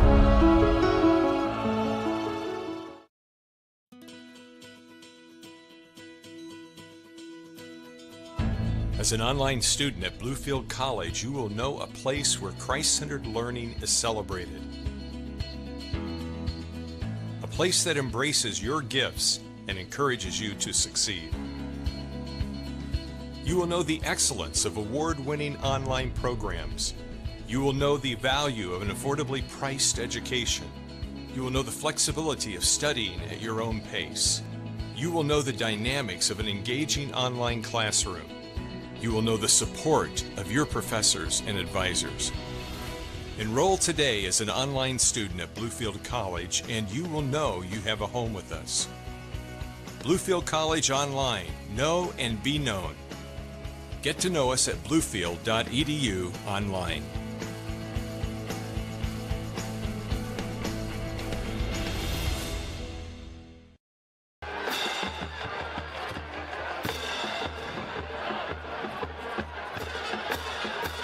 It is halftime, 7-7 score. G-Men and Beavers. 1 year ago, 93 points were scored. Of course, that was in 4 quarters of football, but this one 14. I don't think we're going to hit 93 unless something really changes in the next 24 minutes.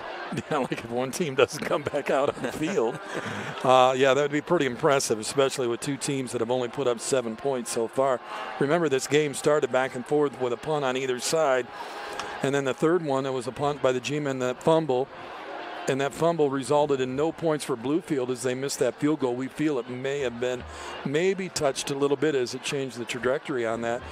So the first quarter ends with no score. Both teams using mostly running plays, a few passing plays. I believe there was 3 passes thrown by Cam Allen in the first quarter. In the second quarter, it started off okay. Bluefield got the kickoff, and unfortunately, as we mentioned, Cooper was pounded by Lester at the 45-yard line and then scooped up and taken 55 yards to the end zone. So our first score didn't happen until 10:46 in the first, with the extra point being good. But then give the ball back to Bluefield. They'll take it at their own 20. They'll march it all the way down the field and get in at the 5:30 mark. So 5 minutes they held onto that ball, and that's a long time in any type of football when you're holding the defense on the field for 5 minutes or more. They were able to go the 80-plus yards, score on the 5-yard run. The extra point is good. It's 7-7.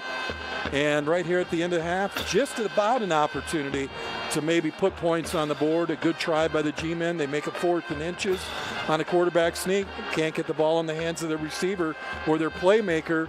And when they do, there's a flag, and only the second flag of the night. So 2 yellows. Why don't we go back to the keys of the game? We looked at these at the first of the contest, and we felt like these were some of the things that had to happen for Graham, for Bluefield, to come away with a victory. Of course, we're tied, but are these 2 teams doing what they needed to do to remain in the ballgame? Well, Graham has done a nice job, and Cam has done a great job of maintaining ball security. He's done what has been asked of him. He's handed the ball off. He's thrown just a few passes. He's 3 of 7. He's only got 30 yards, but he's done a nice job.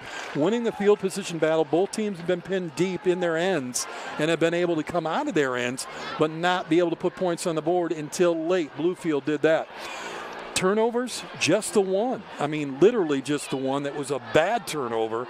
The other one was by hit. So even though it's a turnover, 1 on either side.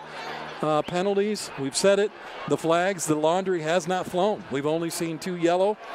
They've made their assignments, and they're controlling that field position on both sides of the ball. You look at the 2 scores. Again, one is a defensive score on a hit. The other was a good offensive score on taking the ball back down after being scored on. And we talked about, will it change momentum of the game? And you see what it did. It tightens the game up. Now you come out in the second half. Bluefield gets the football first. They were the last team to score. You know, they've got to think, if we can put points on the board. I know that coach is in there saying that touchdown should have never happened. He's going to say ball security. I'm going to say just a great hit. Well, and I guess if you're one school taunting the other. Graham could say, listen, Bluefield, if you hadn't had that one drive that you put together, you wouldn't have any points on the board. And of course, Bluefield say, listen, if you hadn't fumbled the football, if we hadn't, you wouldn't have any points on the board. I would have to say that I don't think either one of these teams has that in their mind right now. Bluefield's got to be thinking we're a young squad. We ran really well. That's 80-some yards that they ran that ball. There was not a pass thrown in that touchdown. On the other side, like I said, it was a defensive touchdown. And remember, in the first few series, Bluefield's defense held these big guys, these playmakers, to nothing. They had to punt the ball 3 times in that first half. So that's huge for Bluefield because Graham has the potential. We saw it on the defensive score to get that ball to that young man during the offensive play, and he hasn't been able to go anywhere yet.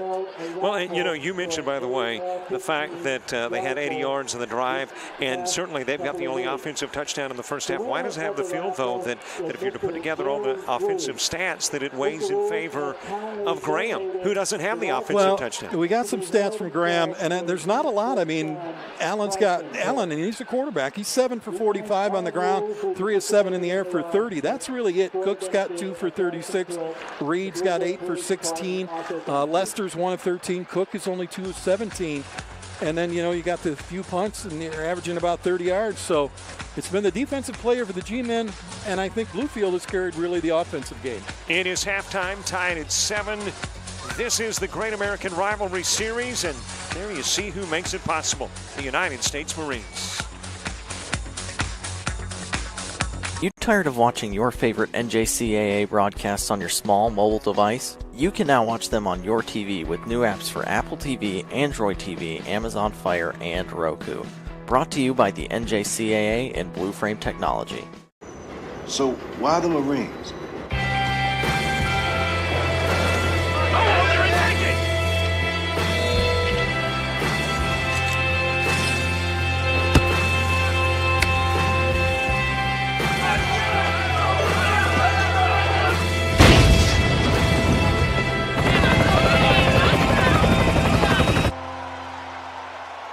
Because this is the land that I love, the country I'm honored to serve. Today's game is presented by the I Help Loan Program from SLFC. During today's game, we're going to give you the tools to help you find your college, scholarships, and grants that you can have just for applying. Enjoy the game, and we'll see you later on to put your game plan in motion.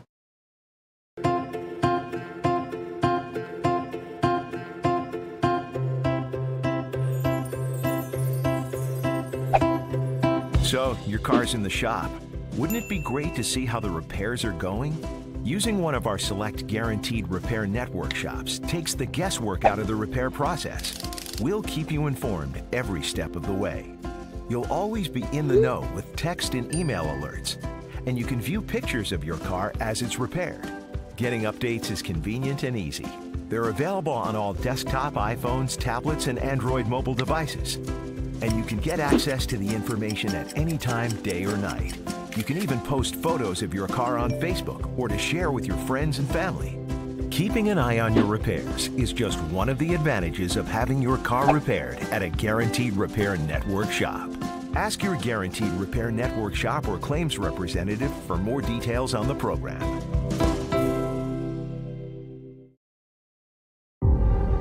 We make Marines who overpower the desire to quit with the perseverance to prevail. Not for glory, but for honor. For a code that isn't written or spoken, but lived. It's what we do. It's who we are. It's the battle cry of our fighting spirit. Battles won.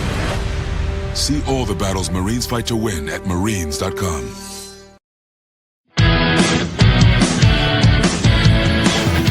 Frustrated. She's having trouble with her defensive player. Look at this sweet pass behind the back for 2 on the assist.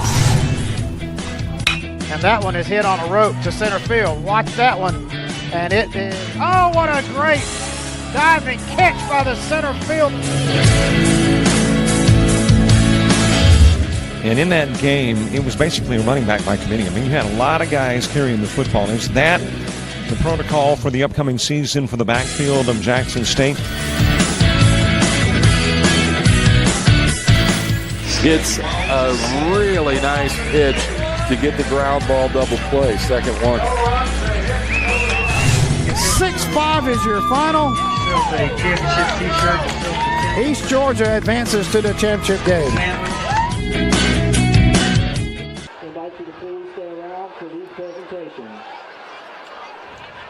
Second half action about to get underway. There you see gentlemen with the Beavers.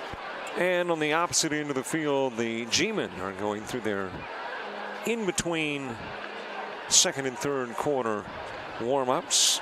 Well, what kind of changes do you make if you are Graham? What kind of changes do you make if you are Bluefield to win this thing in the final 24 minutes? Well, interesting to see the Bluefield kicker out here warming up, trying field goal distance, and that could be what's going to win this ball game. So interesting to see that he's out there trying to kick some pretty good distance field goals. I think for the G-men defensively, that right side, you got to shore it up a little tighter. They ran against your right side on the defense really hard.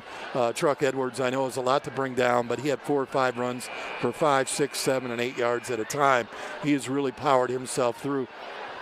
I think really on the other side for the Beavers, like I said, offensively, I think they played a very good game. Defensively, they have been tested, but they haven't broke. I mean, there's nothing on the G-men's side really to show me that they can go down the field and score because they haven't done it offensively yet. So I think you got to feel pretty good, but I'm sure the coach is saying again, do not turn the ball over. And like I said, unfortunately, that's a hit that you can't, you'd love to say you can handle, but I don't know. I didn't play the game, but I know being hit by 3 guys, it would hurt. Hey, looking at that tent right there, the white tent. Underneath that white tent, there is a television set. Talk about how the game has changed, where the expediency of being able to adjust and make adjustments right in the middle of a game because of modern technology. Well, we've seen it in the NFL as well. You see all these laptops being handed around, these Surface laptops, and they flip into tablets, and they're drawing up plays and showing plays, and they sit down with the quarterback after he's done his series, and it's immediate. I mean, back in the day, you had a guy on the sideline with a clipboard writing down everything that happened. And then you would have to go in at halftime, hand the clipboard to the head coach and say, here's what I saw. You're not the only one. There's 10, 12 assistants on that side going, here's what I saw. So now you don't have all those clipboards anymore. You just have the electronics. So, yeah, it's huge. And it's huge for the game. I mean, it has brought the game further to the advancement of what the potential is to turn things around. You saw your mistakes already at halftime. Those coaches know what happened. Now they go in and they say, okay, here's what we did, here's what we did, here's what we did. This is what we need to clean up, make these assignments, boom, we're done. So that 12-minute halftime is used for, let's take a look at the video. Interesting what modern technology has done to the game, and obviously the coverage of the game as well.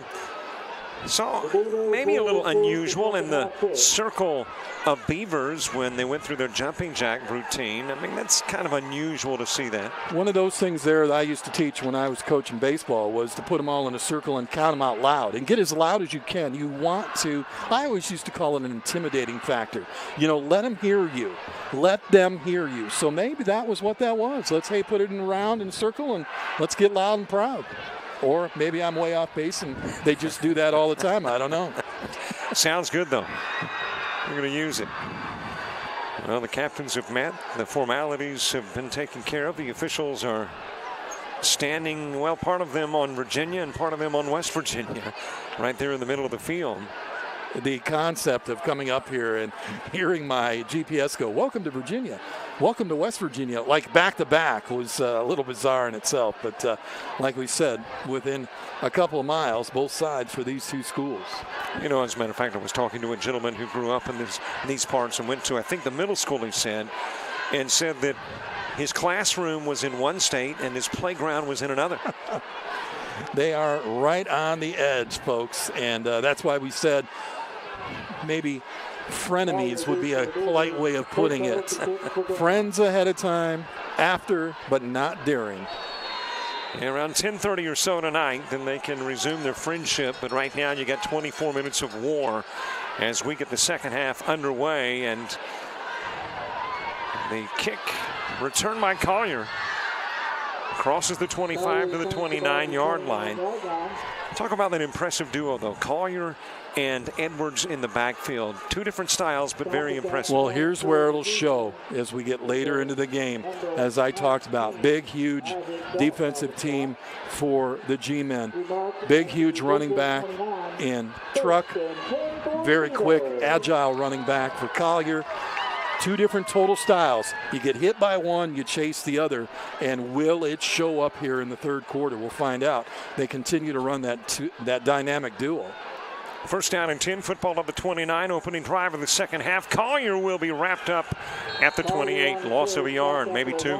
Good job defensively to get in there. Great shot by the inside linebacker. You'll see him come through.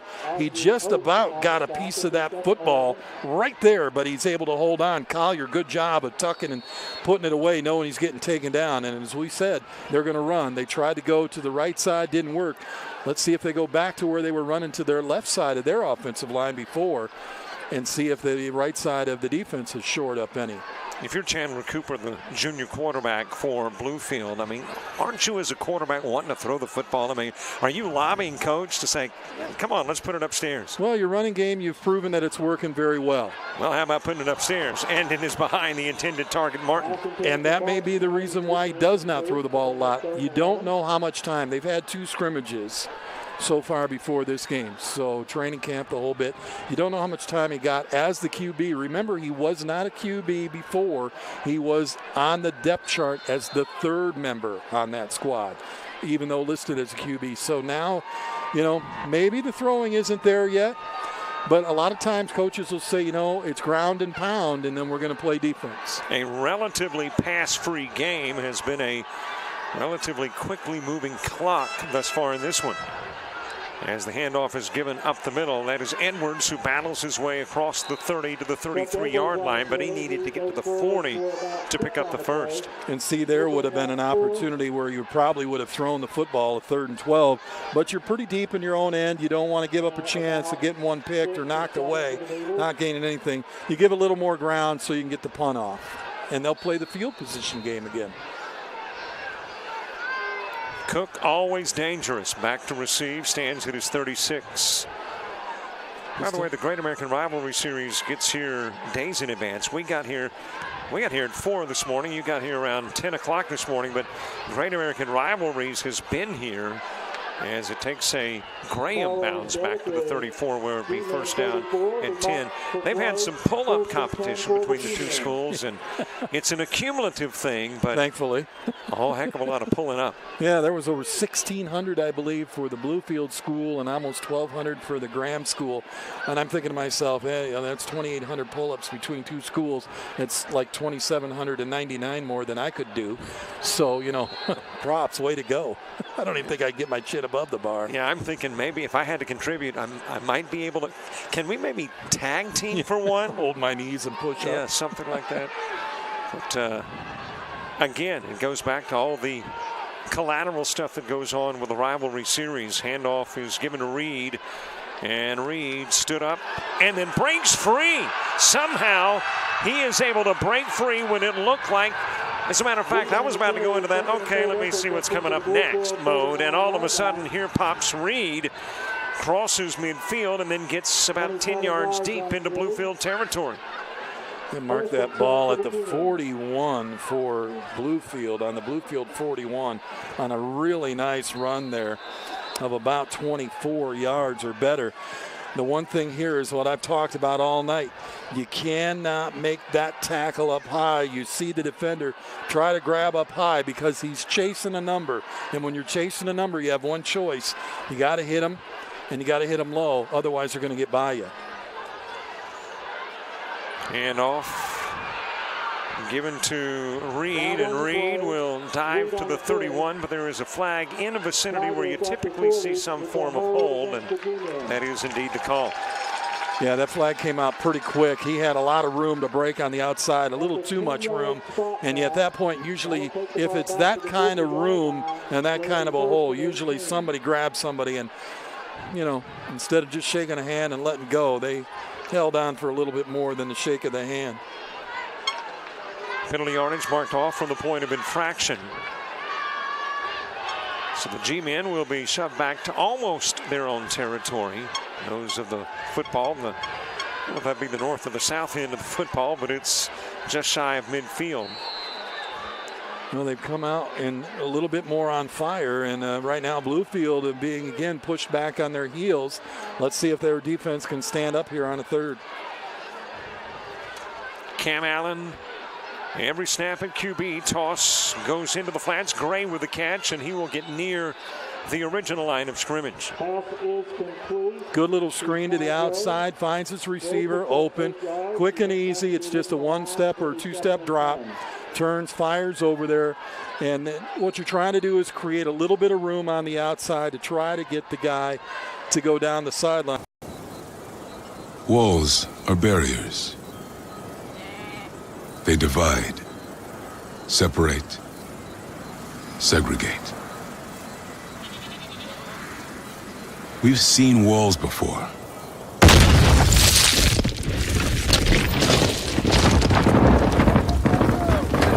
They always fall.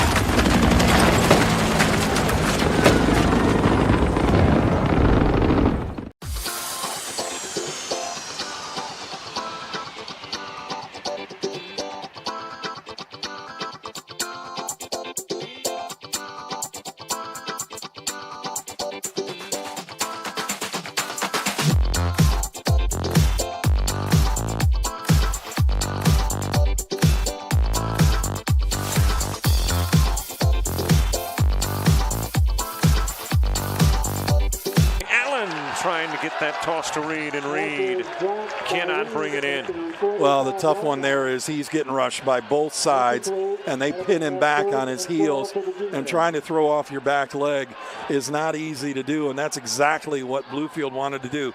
They give up that one big run of 25 better, then they turn around, pin the quarterback deep, make him throw off his back foot. He can't complete it, and unfortunately brings up a very long third down. Too long, as a matter of fact, to try anything except to punt. And or back deep to receive his Collier. Fourth down. 8:05 left to play in the third. That one almost blocked. Able to get in and nearly get a piece of it was Javon Davis. And here comes Collier, spun around at the 21, the 22. There's a penalty flag, and there is a G-man who is down. There's a couple penalty flags on that one, Robert. I think we might get a hit late out of bounds. I think they got Collier when he got hit right as he's stepping out. I thought his head got turned around a little bit too, like maybe a possible face mask. Let's see. Good call. There it is. Yeah, it sure did. And out of bounds, too.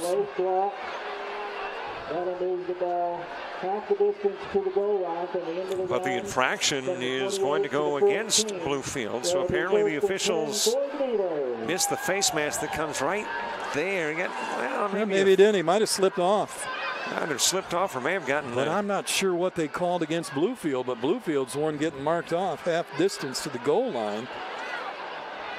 And a little extra push there. Oh, there it is. After the play, you see number 8 down on the ground. He gets shoved to the ground by a Bluefield player. And that's where your infraction is, right there. And you know, that is Curto, the kicker, by the way. When you get to the college level, you know, as a kicker, you just stay away from everything that's going on. But at high school, yeah, you want to be in the thick of stuff. Wants to be like that young man who played for Penn State, who wore the 99, big kid, who wasn't afraid to go. It didn't look like a kicker, it looked like a middle lineman. We run down the field and try to take guys out. First down 10, handoff. That is Edwards on the carry. Edwards will pick up 11, cross the 25, and those sticks on the far sidelines will move forward. Got enough for the first down there. Boy, he can really run, and he kind of steps over guys too. He's one of those guys, you mentioned it earlier, like a Larry Zonka type, lower the shoulder, hit your man, keep going. You know, we could compare him to guys that are in the NFL now, and I guess you could compare him to beast mode there. I'm looking forward to watch play for the Oakland Raiders. Yeah, it'll be an interesting season, that's for sure. Very interesting. Football out to the 29-yard line. We're to 2nd down and 7. 7:21 left to play here in stanza number 3. And the second opportunity for college football kicks off, of course, tomorrow in some places, and then in others towards the end of the month. High school football season underway in most parts of the country. There are a few exceptions as Collier will make his way to the 33, and we talked about the limited number of infractions in the first half, but we're getting more. I think I saw a flag fly in there, and yep, it sits at the 33. 10-yard penalty from the 33 back to the 23. Wow. That'll be 2nd down and 14. Right now, Bluefield going backwards, and another holding call there. A lot of room on that right side. I thought he had a nice little hole there, but apparently the penalty coming in kind of late in there. But again, the call made, and Bluefield backing up. And then notice they have now started to run to their right side, not the left side as they did earlier, where they had so much success. Now trying to go to the other side of the field. Maybe thinking of, we'll wear down this side first, then we'll wear down this side, and then in the fourth quarter we can go anywhere we want. 2nd down, 13, football of the 23. And now you've got a timeout, and I think Bluefield has asked for it. They have. So let's take a timeout as well. We are in Bluefield, West Virginia, and still knotted up at 7. As an online student at Bluefield College, you will know a place where Christ-centered learning is celebrated. You will know the excellence of award-winning online programs, the value of an affordably priced education, the flexibility of studying at your own pace, the dynamics of an engaging online classroom, the support of your professors and advisors. Be an online student at Bluefield College, and you will know you have a home with us. Bluefield College Online. Know and be known. We make Marines who overpower the desire to quit with the perseverance to prevail. Not for glory, but for honor. For a code that isn't written or spoken, but lived. It's what we do. It's who we are. It's the battle cry of our fighting spirit. Battles won. See all the battles Marines fight to win at marines.com. 2nd down, 12 after the Bluefield timeout. Pitch back goes to Collier. Collier looking for that seal block and then breaks it back inside. Gets to the 29, picks up 5, brings up a 3rd and long. You see the defense, their assignment was to follow the run. You'll see him slide down, slide down, slide down. Don't give him any room. When you get to the outside, push the runner back inside. He has to run in to your tacklers. Good job there offensively. Or for the defense offensively, just couldn't find anything. 3rd down, 7. These 3rd down and long scenarios, difficult for a team that doesn't throw the ball often. Well, he's only tossed it once here, I believe. We'll see if he throws here again on 3rd down. It is a throwing down. How about a throw from Collier on the flea flicker? Tosses down the field to Blevins, and Blevins not able to make the catch. A little razzle-dazzle on the part of the Beavers. Well, I had called for it earlier. I said, you know, that two teams, both of them had wide receivers that could also play quarterback. Collier was not listed as a wide receiver quarterback. It's Derek Blevins, number 2, who is listed as the quarterback wide receiver, but it ends up being Collier. But boy, nice little throw there. A good defensive play there. Got a hand up just in time.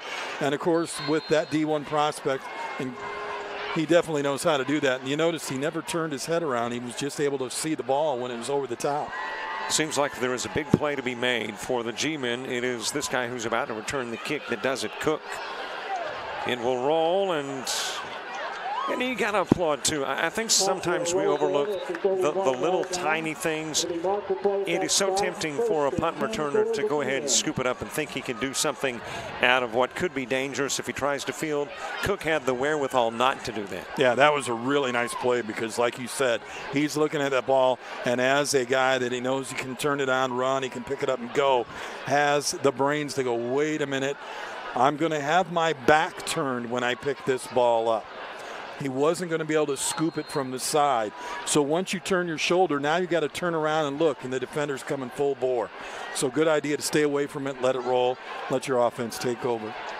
Still tied at 7. Football inside the 32, where it is 1st down and 10 for the G-men. Allen, who has been very lethal with his carries, this time picks up just short yardage, a pair, and it's 2nd and 8. He's used his legs well tonight in that quarterback position. Like we said, he hasn't, he's kind of been a, basically 50-50. And he's able to, run, pass, run, pass, run, pass. He's done a pretty nice job of mixing it up. By the way, we've got a band just beneath Apparently. this. Wow. Yeah, thank you. Didn't realize they were there until I hear the stick on the drum. Handoff given to Reed, and Reed will go nowhere. Good job. Wow. Great defense again by Martin. That's the 2nd or 3rd time he's gotten in the backfield tonight from that outside position. And boy, he can really hurt a team quickly. He's got great speed.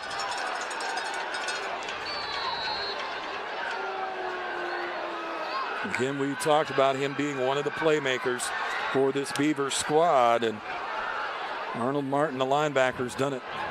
He's done a great job. By the way, I get to hear conversations that you and the others don't. James being one, Rick being another, and Rick just informed me that we're going to have to play a role in picking the MVP of the game, so I may pass that task on to Chuck because, I like to straddle the fence, and there's been some really nice plays on a number of different fronts, and I guess you typically look at the offensive guys if you're doing so, but there's been some pretty good defense as well. Well, there's a really nice run there by Allen. Sees that his receivers are covered, has nobody to go to. The open up of the defense in the middle, picks up the 9 yards, gets very close, gets enough, and they did give him the 1st down, 1st and 10. So good job there by Cameron Allen, again, using his legs as the quarterback and running through the line. We talked about Cook, by the way. I think it was Cook that went to the sidelines and said, hey, Eric Workman, we need you in here now. He was over on the sidelines. And due to his late arrival onto the field, that's why we got the timeout. They were running out of time on the play clock as a result of that limited personnel. And somebody's yelling on the sideline, what are you doing, what are you doing, what are you doing? Because your name and number, when it's called, you've got to be ready to go. That is one of the biggest beefs with a coach, is when I name or yell your number, you better be there. If not, you don't get yelled for anymore. You stand on the sideline for a while. And somebody missed their assignment there, and hence the reason for, this could be a costly timeout, although now both are down to 2 each, so they're fairly still even. But again, we're tied up with only little over 3.5 minutes left to play here in the 3rd, and nobody's really made a run for the end zone yet. But isn't this the kind of stuff that drives a coach wild, though, calling those timeouts that you would prefer to reserve? This is a timeout that is wasted to a coach. He knows it. This should never have been called. You made a mistake. 1st down and 10, football to the 42. Allen, give goes to Reed. Reed got running room up the middle, and he will roll across the Beaver to the 41. Reed is starting to make his presence felt now. He's a big, tall runner. He runs with a very tall and straight up. Hard to bring down because he doesn't get low. And I'm going to guess that right now Bluefield is seeing a difference with him and Allen. They're both about the same height, but Reed runs straight up and down, and he runs north-south. He doesn't try to go to either side. And don't forget, on occasions, they will toss in little Cook as well. Cook right now as a slot receiver to the left side on a 1st down and 10. Allen with the keeper. Just tucks it in and takes off. Nothing fancy inside the 30. And he will make his way to the 23.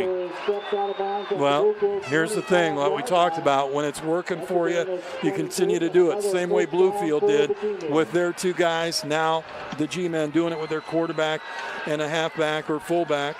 Both big, both running down the sideline. And, of course, again, Cam Allen, last year's kick returner, last year's wide receiver. He knows he can get outside. He knows he's got good wheels. I'm surprised, though, they still haven't launched. I'm surprised they have not let Cook break out and try to go get one. 1st down and 10 at the 26. Allen again on the keeper. spins down to the 21. Good job by the defense, what they call seek and cover. That means seek out the quarterback, cover the position, and square up. And they do a good job of that with their inside defensive tackle. And right there, the tackle is made and pulled down. Allen can go nowhere. Couple of yards shy of the red zone. Football at the 22. Tied at 7 apiece, and we have been knotted up at 7 for the better part of about 14 or 15 minutes. Now with 2:36 to play here in quarter number 3. Allen with a lob. The pass is caught. That is Lester, who will find his way inside the 15 to the 13. You know, we were talking about the Cooks of this world, the Reeds of this world, the Allens for the G-men of Graham. But this Lester guy, if you'll recall on defense, he's the guy that put the pop on the Bluefield Beaver that created the turnover. And when you need a big play, he seems to be the guy that can get it done. Nice little hit there. He picks up a nice pass, little low, but able to scoop it, pull it in, shoves off one defender, picks up another 4 yards, and now with an opportunity within scoring position with 2 1/4 left to go here in the third. Football of the 14 on a 1st and 10. Again, Allen on the keeper, trying to get rid of some Beavers, and stays on his feet inside the 10, the 5, into the end zone. Touchdown, Cam Allen, and that was 15 yards of nothing but Cam. Drake Mullins, the linebacker, has him in the backfield. He has one arm around him, gets the second arm around him, almost gets the towel, and watch how Cam Allen spins out of this tackle. This is impressive. That's a big, strong quarterback. Look at that. There's the grab. There's the jersey grab. He gets hit again twice and still spins out of a third, fourth tackle. 5, 6 blue jerseys. And he gets into the paint. 14 yards out. Curto trying to tack on the extra point. Up. And good. We are tied no longer. 14-7. Graham's got the advantage. You are watching the Great American Rivalry Series, and it's brought to you by the United States Marines.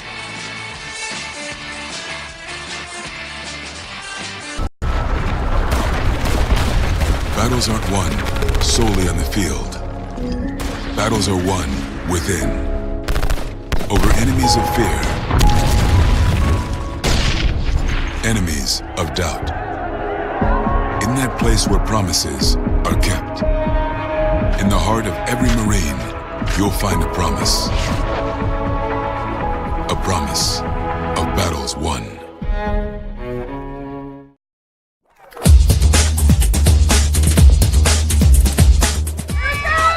Just about all white. Jones County. Diving catch at shortstop. Gross.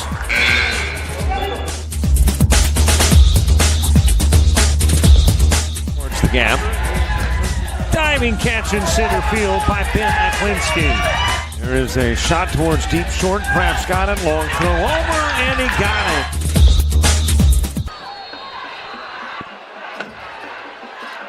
.14-7 contest. G-men reclaiming the advantage. Bluefield has never had a lead in this one. Down 7, then tied it up at 7. And now down by 7 again, is wrapped up and brought to the turf is Jaheim House. House on the return for the Beavers. House gets this ball at the 25 on a nice little bounce. Looks like he's got some room to go outside, but his blockers are all inside, and a good open field tackle there by the G-men, and brought him down just outside the 30-yard line. Well, the last time the G-men scored, the Beavers went right back down 5 minutes and scored themselves. This is a very important possession here to get down the field with under 2 minutes to play here in the third.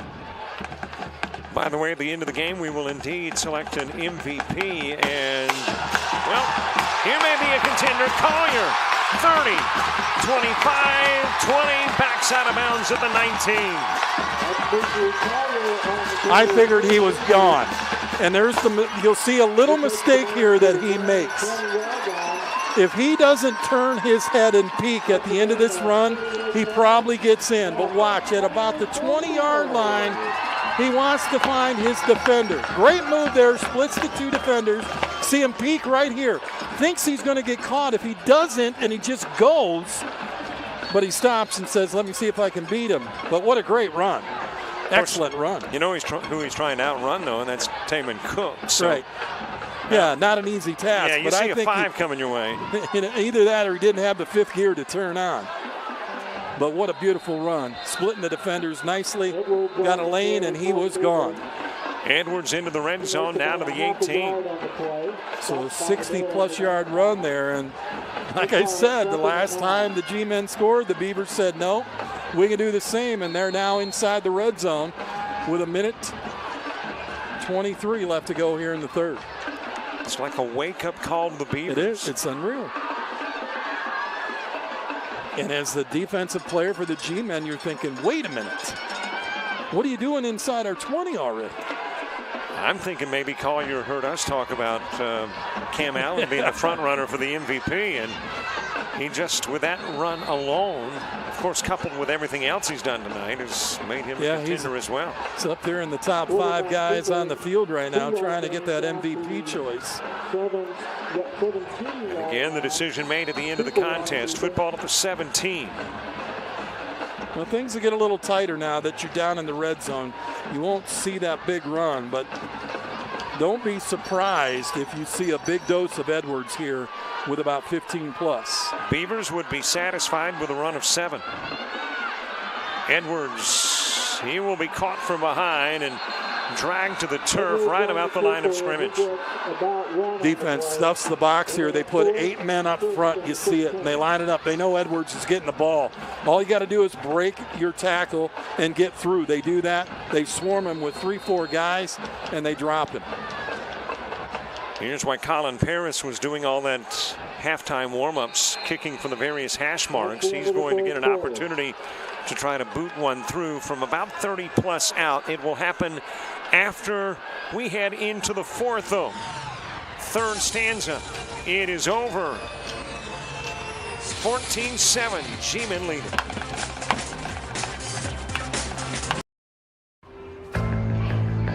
No one knows where it comes from. Why some have it and some don't. It's the fighting spirit. It consumes fear and weakness. It stands ready to fight whatever shape the battle takes. Because as long as there are battles, there will always be Marines. The big cable and phone companies are slowly digging ditches to bring you high-speed internet. And you're left to wait. Well, we're not waiting. We're taking technology to new heights. And not just for some, for everyone in every corner. Today's internet is not a luxury, it's a necessity. You can't wait for high-speed internet. And thanks to the world's fastest growing network, you won't have to. The future can't wait. Welcome to the Ubiquity World Network. Don't wait. Contact your local provider today. Paris with a 34-yard effort. It will be out of the hold of Drake Mullins to make it a 14-10 contest. Snap, hold, those are both good, and the kick is as well. From 34 yards out, Paris has made this a 14-10 contest. We are into the 4th and final period of another dandy Great American Rivalry Series football game.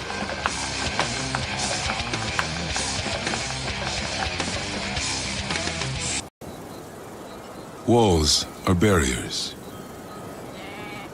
They divide, separate, segregate. We've seen walls before.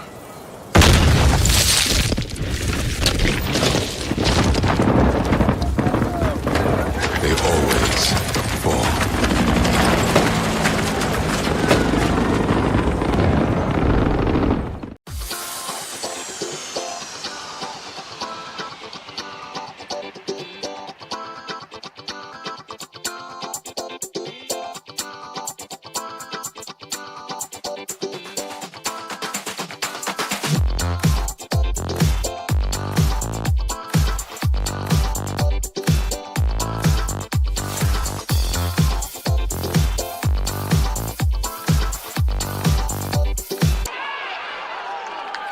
Pooch kick, Ty Gray will field and be brought down around the 20, so it's about the equivalent to sticking it in the end zone with a touchback. I think he wanted a little more on that boot. It hit. He's got a really interesting, the 2 kicks that he's put up there tonight with that height, they stick in that turf. He's able to push that toe into the bottom of that football, kick it straight up and down, but I think he wanted it to go a little further than that. Crowd is not thinning. And why should they? This one yet to be decided, as we've got a little less than 12 minutes to play, and it's a 4-point contest.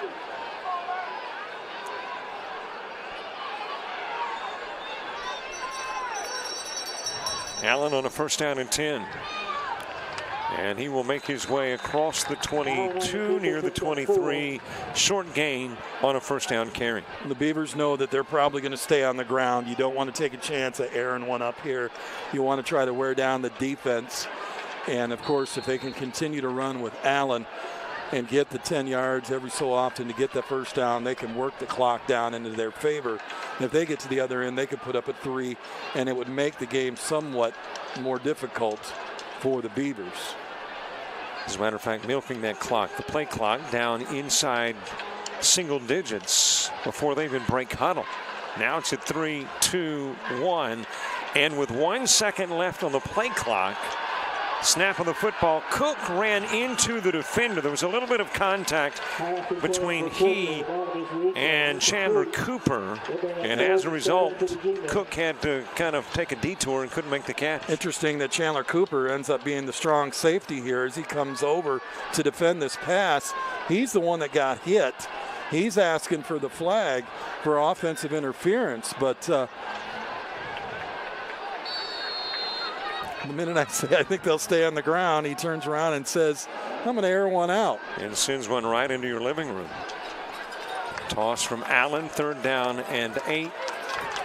Maybe you heard me earlier say, why haven't you sent Allen on a run, or why haven't you sent Cook on a run and air one out? He's got a big arm. Well, do you go upstairs again? I guess so. That's picked off. Into the end zone, touchdown. Bluefields got their first lead of the contest. Compliments of Truck Edwards. Truck Edwards is in the right position at the right time, but you got to give all the credit to the guy who came through untouched. Watch on the replay here. You'll see the quarterback, Cam Allen, gets hit as he throws this ball. And I believe it's Martin that gets through. You can't pick up the number there on the outside, but whoever hit him created that turnover, and then Edwards said, hey, look what I got. Beautiful play by the defense. And, well, Robert, you said, I don't know if a field goal helps you, but I said a good defensive stop will. Even better if you put points on the board. Turnovers turning into 6. It happened to the Beavers earlier. It happens to the G-men now. Paris through the uprights, and for the first time tonight, it's a Beaver that takes the lead. Beavers by 3. You're watching the G-men of the Beavers, Graham and Bluefield, the Great American Rivalry Series.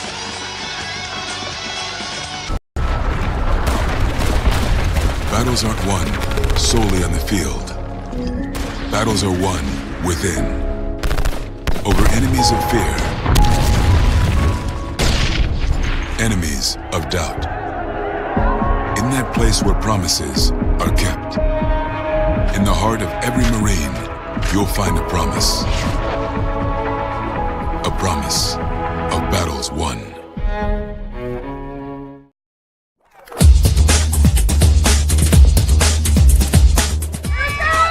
Just about all White Jones County. Diving catch it, shortstop. Gross.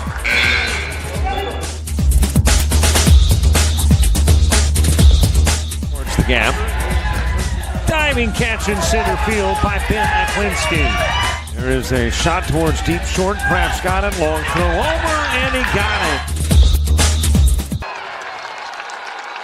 A slip and a trip, and the G-men, Jalen Wheeler, will be dropped at the 26-yard line, and that's where it is 1st down and 10. And for the first time in this contest, the G-men are behind. And does that do something to your mentality when you walk out onto the field? Well, here's the thing, you've scored. You turn around and you let them get a big running play, but then you hold them to a field goal, but then you give up the interception in your own end. They turn around and put points on the board, and they're now in the lead for the first time tonight. This could be huge. Bluefield with a stop here sets the tone for the final 10 minutes of the game. G-men need to get down and put points on the board again, and they need to do it fairly quickly. And what we saw in the previous series of downs and the interception, which was returned for the touchdown, is the snake that occasionally bites and an outstanding athlete. I mean, he's used to making big plays while in the grasp of a defender, but sometimes, just every now and then, you make a bad decision. I see ball stays on the ground here for a little while. You have to get your quarterback confident again. Again, like I said, it was a big hit. And I think it was number 28, J.J. Davis, who made that hit on the quarterback to give Truck the opportunity to take that ball into the end zone. But, again, it was all due to that defensive hit there. And, again, second time tonight that he's been caught on his back leg. Once he made the completion, that time he completed it to the wrong team. Allen over to Cook, tossed too low, and Allen again, strong rush, creating an incomplete pass. He hits the dirt again, and it's Martin again with a big hit. And boy, I'll tell you what, he's not going to be able to take too many of these if he wants to stay in the rest of the game. They're really going to have to protect their quarterback. But Martin has given him fits at least 4 or 5 different times tonight. We have certainly felt a definitive momentum switch here in the latter parts of the third and now the early parts of the fourth. That time it was Sean Martin laying the hit on the quarterback as Cam Allen gets up off the turf. Allen drops back, steps up, fires. It is complete. Lester with it at the 40. Now the official steps in and says it hits the turf first. I think it did. I think it skips on the turf here, and you'll see it hopefully here in the replay. That'll bring up 4th and 8 for the G-men. Yeah. Good job by our camera crew again, doing a great job tonight. See the ball bounce up into the hands of the receiver, but the referee says no, you can't take the bounce. Well, with the pass interception, return for a touchdown, the pick 6, have you now shifted your focus from potential MVP Cam Allen to potential MVP, this punt return guy Collier? Well, there's a lot of guys out there vying for that MVP, but right now, give it up for the Bluefield defense doing exactly what they needed to do, getting a 4 and out and making a punt situation. Nice kick. It will roll inside the 27, near the 26, 1st and 10 for Bluefield. Collier wanted an opportunity to grab that football. He's kind of clapping the hands there, looking over at the bench, saying, man, why didn't you let me? But does the smart thing again, does not take a chance. You don't want to play for a bounce on turf like that because you're never sure which way it's going to go. And this turf is a little softer. It kind of dies in this turf. It's like a pillow out there. I mean, it's unreal how soft it was when I walked on it. I was like, man, I could fall asleep on this. It's beautiful. We were talking earlier about the disadvantages of being a team that primarily runs the football, and that's when you're behind or you got these 3rd or 4th and longs. But here is a situation, obviously, where it is to your advantage to be a team that effectively runs the ball. Well, they're going to run, and they're going to try to run, and you're going to try to get 10 yards in those runs. But again, you're deep in your own territory, 25-yard line. The first one doesn't get you much. Matter of fact, get stuck for a loss here. First time that I've seen Tuck get taken down that quickly. But, of course, Graham knows they're going to get a full dose of Edwards or Collier, or back and forth, or maybe all Edwards here. And they're going to do the same thing. Bluefield's going to try to run as much clock down as you can. 2nd down and 11. And now a timeout called by Bluefield. Ouch. That hurts. So with the timeout, we break 2. Great American Rivalry Series brought to you by Bluefield College. No one knows where it comes from. some have it and some don't. It's the fighting spirit. It consumes fear and weakness. It stands ready to fight whatever shape the battle takes. Because as long as there are battles, there will always be Marines. The big cable and phone companies are slowly digging ditches to bring you high-speed internet. And you're left to wait. Well, we're not waiting. We're taking technology to new heights. And not just for some, for everyone in every corner. Today's internet is not a luxury, it's a necessity. You can't wait for high-speed internet. And thanks to the world's fastest growing network, you won't have to. The future can't wait. Welcome to the Ubiquity World Network. Don't wait. Contact your local provider today. Chuck, I think these teams are just determined to prove us wrong. You were talking earlier that the G-men would run the football, they throw it. I say the Beavers will run the football, they throw it. Well, I guess, they're probably thinking the same way we are. They're going to run. So let's switch it up, try to throw the ball. I mean, Cooper hasn't thrown a lot tonight. That's, I believe, only his second or third pass of the whole night. And unfortunately falls incomplete. Third down. Both pass attempts have been behind Arnold Martin. 3rd and 11. Handoff, give it to Collier. Collier picking his way across the 35, very close to a first down. Reaches out with a football to try to get it across that barrier that would represent a first. They might call the sticks on this one. I think you have to. I think it's too close. Yeah, they're going to call for the sticks. And the reason being is if you look across from our vantage point, we're looking down on the football, sitting on the 36, the yard marker right across the field about the 36. This is going to be within inches if it is.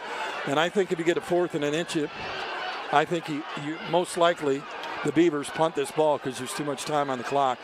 Although, boy, I'd sure like to see them try maybe a fake and sneak a QB sneak in there. Well, you know what? They're not going to have to make the decision. By inches, as I said, one way or the other. So nice little run. Again, there's Collier trying to get more points for that MVP slot. A really nice run there after the drop pass by Martin.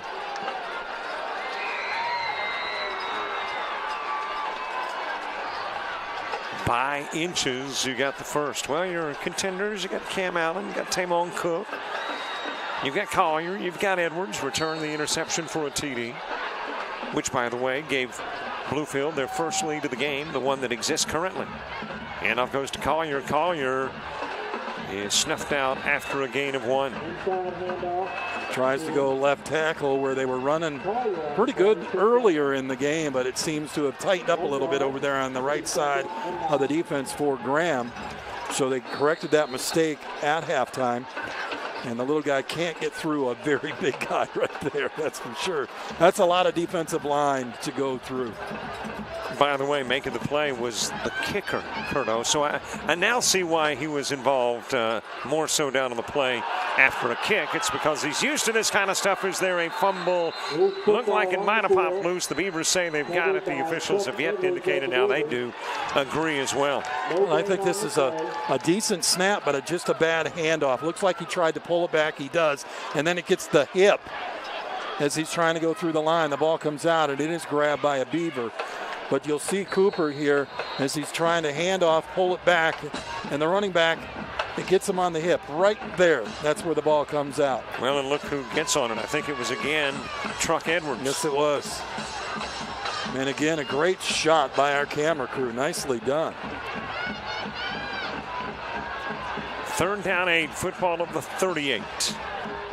Handoff given to Collier. This time he can't work his magic to pick up the first or 4th down and a punting situation.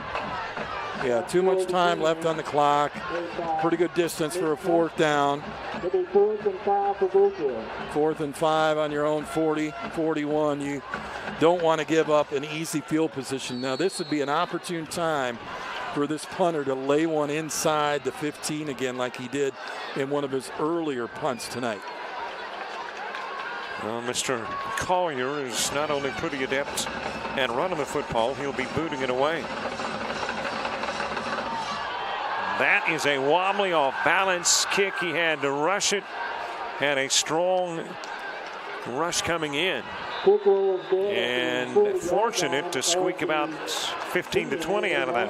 20-yard punt, boy, and off the toe. But look at the rush here coming in. And I don't know if he saw that or if it was a little bit of a low snap. Not too bad. Should have been handled. He had to go down and get it off the turf. And right there, he has to go one side or the other of the inside guy coming in, trying to block that punt. Dante Vineyard was in on him quickly. And a name that we have not called a lot tonight that we thought we would.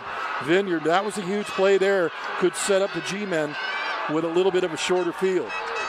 First down and 10, football to the 41. Allen looking for running room. Finds a little bit of it. Pickup of 2.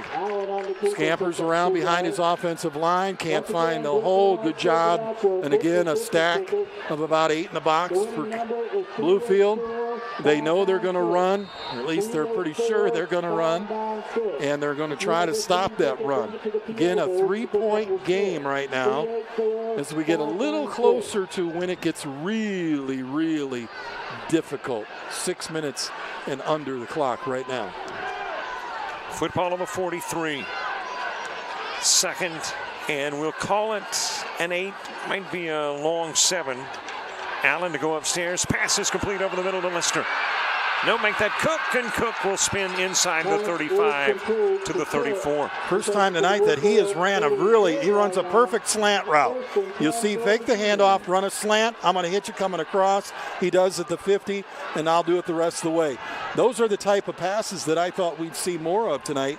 And it's the first time that Cook's really had an opportunity to show what he can do. Football inside the 35. A touchdown allows the G-men to reclaim the lead. A field goal knots it up. Still out of field goal range and still outside of the red zone. Allen to the right side. He slithers forward for 2. I don't know if they listed Allen's height, but I'm going to guess he's every bit of 6 feet or better. Falls forward to get those extra yard or 2 there. I've got him at 6'2", 180. 6'2", yeah. That's what I figured. He was a little bit over 6 foot, but like I said, that's a big guy to bring down. And it's the guy that brings his troops to the line of scrimmage, which is the 33-yard line. Second down and 8. And off, given to Reed. Bounces into the outside. He will somersault to the 31. Boy, he broke a tackle there from the inside linebacker, getting in there quickly. And I can't believe he was able to break the tackle there of Arnold Martin, who has been all over the place tonight. But he's able to break that tackle and scoot forward for a couple more. Looking ahead, if you do not convert on 3rd and 7, do you go for it? Got to. 4 minutes left to go. You try to get it a little closer because you've got them pretty good deep in their own zone. Mister, that is an incomplete pass. I think Bluefield was thinking it might be a lateral. Well, the referee put up the hand signal quickly that it was incomplete, but I thought that was straight back. Was he across? Oh boy, he's behind the line. That's close. That should have been a fumble. Boy, that referee, he whistled that quickly. He is standing when he throws inside right at the 36. Ah, man, that's close. Yeah.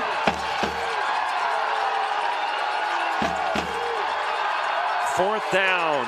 G-man to go for it. Allen steps up in the pocket. Has Lister open. It's picked off. Rushed his throw. And Russ again, Coleman with the INT. Coleman, watch him. He plays a perfect position here on the corner safety spot. The throw is off again, the back foot. It's short. Coleman reads it, comes up, says no. I'll take that. No chance for a completion there. Really nice play. Give it up for your defensive tackles, getting in there and putting the rush on him and hitting him at the same time he threw. Bad choice. Should have threw it away and let it go 4th down. There is a happy Russ Coleman. It's the interception. This interception is big. And then it gives the ball back to the Beavers, 1st and 10 with under 4 minutes to play. Collier wrapped up by Cook behind the line of scrimmage, and that's the big defensive plays that the G-men need. Cook there for the G-men. It is 2nd and 12.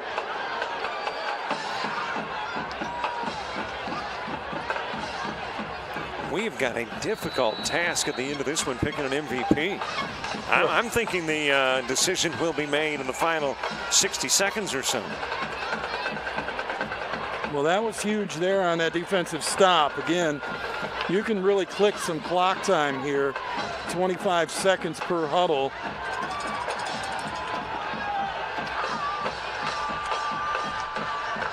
Looked like some confusion up the middle. Edwards able to make his way to the 9. That's the original line of scrimmage, so it is now 3rd and 10. We started that clock a little late, too. Boy, there was a lot of time for that clock before they rolled it. You see from the end zone look that Edwards ran into Cooper. And just some confusion with the handoff. He was supposed to go one way, and Edwards went the other, and thankfully the ball ends up in Edwards' hands, not on the ground. He had a really tough hit down here deep. Big play here. Collier, spin move. Trying to make his way outside, but there to stop him is the same guy that threw the pick. That was kind of poetic justice on the part of Cam Allen, who got in and got a hand on the foot of Collier. Cam Allen makes a great stop here. Watch the spin. He tries to jump.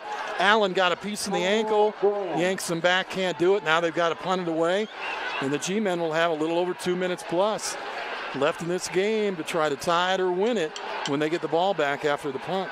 Well, there was a timeout on the field wisely called by the G-men. They didn't want the Beavers running off 25 seconds practically before the kick and the punt of the football. Okay, that gives us an opportunity to lobby MVP coming up. You know, after you throw the 2 picks, Cam Allen, you're going to struggle to become the MVP. Yeah, I take him out of the equation because of that aspect. Ball control, we talked about it, possession, turnovers. Those were 2 very costly turnovers, and one of those passes definitely never should have been thrown. Collier, a lot of big plays. Big play, a couple of big runs, a couple of defensive. Earlier, he had some great punts. The last one, maybe not so much, but I'd still put him in my top 3. Truck Edwards returns the interception for the touchdown. Plus, he did recover the fumble of his own team to keep it in their hands. I like Truck Edwards. I put him in my top 2, but I like Arnold Martin. Defensively, the linebacker has made 5 outstanding plays that have been able to keep scores off the board or make them turn the ball over. I really like the defensive play of Martin. You have snuck in and slipped in a dark horse as a contender.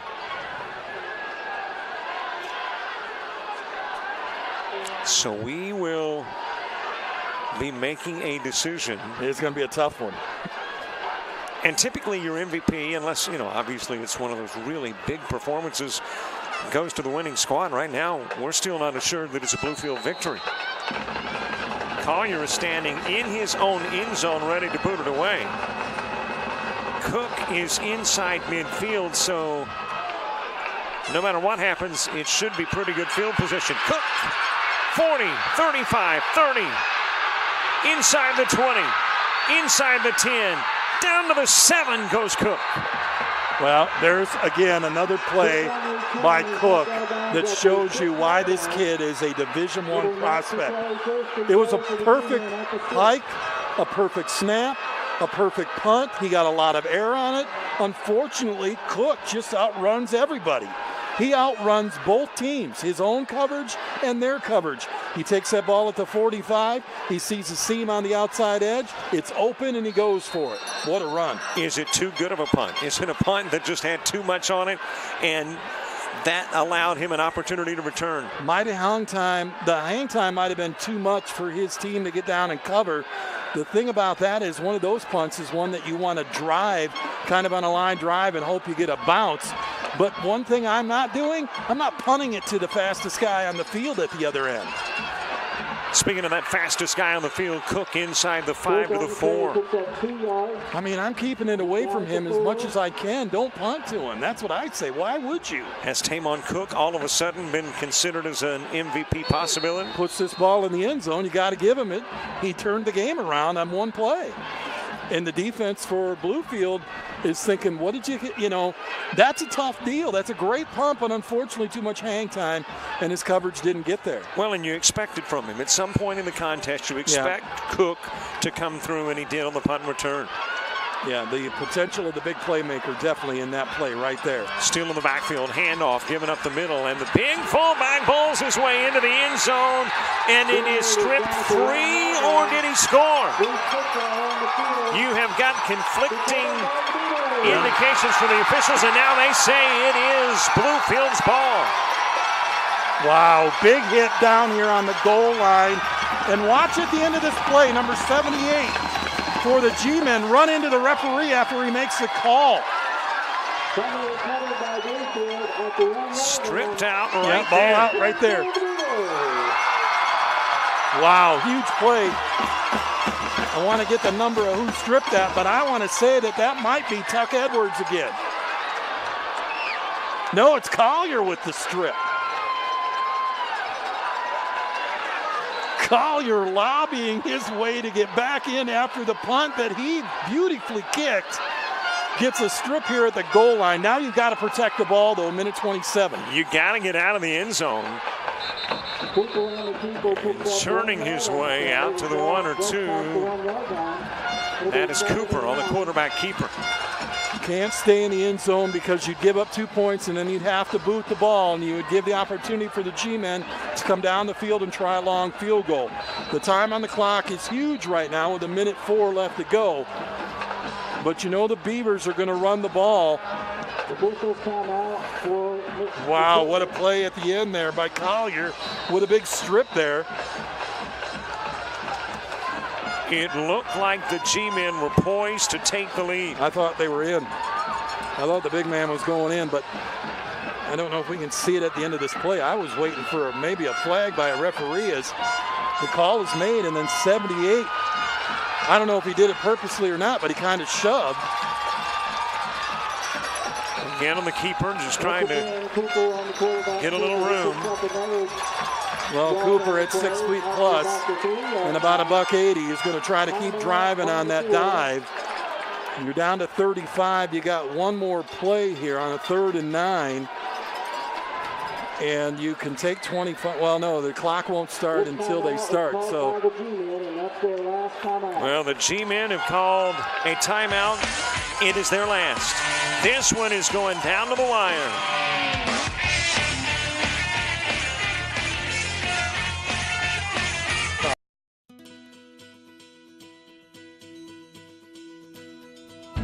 As an online student at Bluefield College, you will know a place where Christ-centered learning is celebrated. A place that embraces your gifts and encourages you to succeed. You will know the excellence of award-winning online programs. You will know the value of an affordably priced education. You will know the flexibility of studying at your own pace. You will know the dynamics of an engaging online classroom. You will know the support of your professors and advisors. Enroll today as an online student at Bluefield College, and you will know you have a home with us. Again, Cooper on the carry, and it'll be a 4th down. You know, this is not completely over. Of course, Bluefield's pointing to the clock now because it did not move. And now the officials are running time off that clock. Yeah, it's done. They don't have to snap the ball again. It's under the 25. They've won the ball game. Well, this one is over. And it is a Bluefield victory as the time drifts off the clock. And the MVP, well, it will be sent down to Rick. As a matter of fact, I've already passed it along text-wise, so Rick should be able to pass along to those who are waiting to try to determine who could be the guy in an event like this where you had a Tamon Cook, you had a Cam Allen, You had a Truck Edwards, you had a Mookie Collier, who all had big performances. Your defensive guy coming through. Yeah, Arnold Martin, yeah. Great play by him. A couple other guys in there that got in there as well with a couple of interceptions. But the big story here is the fourth quarter. 2 rushed passes. I say one of those interceptions legit. The other one should not have been thrown, and it was very costly when he did it. But they had an opportunity. Interesting thing here is, after last year, the G-men finally get a win after 3 losses in a row. Bluefield says, that's the end of your streak. You get one, and they take it back. Now, the one thing that's interesting here is this Bluefield team, as I mentioned, I think there's only 5 seniors on this squad. It's a lot of freshmen, a lot of sophomores. They've got a really good-looking squad coming back, and maybe the rest of the year. Does this game change the story? Both coaches said no. They both like to win because it's that big rivalry, but it won't change the season. They'll both have a really good season. I think they're 2 really good football teams. Well, and interesting, too, that the only lead was the last lead, and it's the lead that gives the win to Bluefield. 17-14, your final score. A game that was, I don't know if you would call it marred by turnovers. It was the turnovers that added the excitement to the contest. You had 1 each, Bluefield allowing the G-men to score. And then you had, of course, Graham allowing Bluefield to do the same. So turnovers added to the excitement. Bluefield wins it. Well, they talked about possession, and unfortunately, like I said, 2 interceptions and then the strip at the end. Maybe not really a fumble per se. It's going to be listed as a fumble, but it's more of a strip. And again, that was costly for Graham, not possessing and holding on to the football. Well, your MVP of this one, it is Mookie Edwards. And, you know, Collier, rather. Correct. I got so stuck on Truck Edwards. It was Mookie Collier who grabs the MVP trophy. And it was a contest in which you have the likes of Edwards being considered. He had the interception return for a touchdown. Some big runs from the fullback spot. He had the fumble recovery for his own squad. But when you come down to the bottom line, when you consider the game in its totality, it's Mookie Collier. Well, as we look at this play right here, it's Collier who gets the big strip. And he pulled that ball out. You're taught to what they call rake. That means get inside the arm and yank it as hard as you can. And when he did, the ball came out before it crossed the goal line. The referees are standing right there. There's no doubt that this is a clean strip. And that was the saving play of the game right there by Collier, who yanked it down. And then again, without that, Graham wins the football game. And by the way, not only did he strip opponents of the football, he punted the football, he ran the football, and he is your Great American Rivalry Series MVP. Congratulations to Mookie Collier.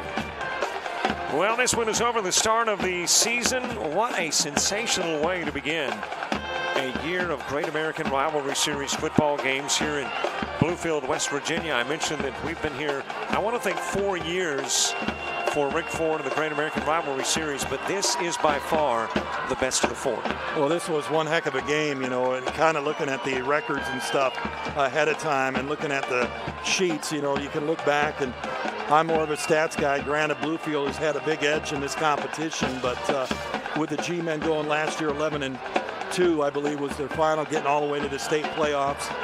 I thought, being the older squad, they had a much better chance, and Bluefield was going to have to learn to play a little tougher maybe over the next 2 years, but Bluefield showed up tonight, Robert, and they made some big, huge defensive plays at the end.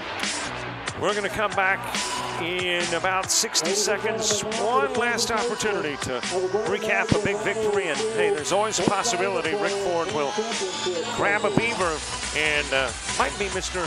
Mookie Collier. We'll find out when we return to Mitchell Stadium.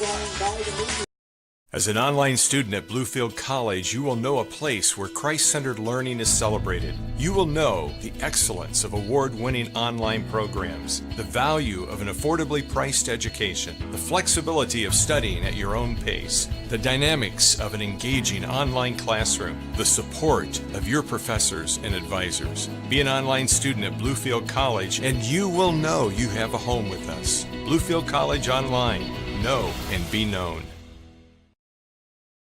There's no need to worry about how you're going to pay for college anymore. The iHelp loan program enables students to fill their needs when financing their education.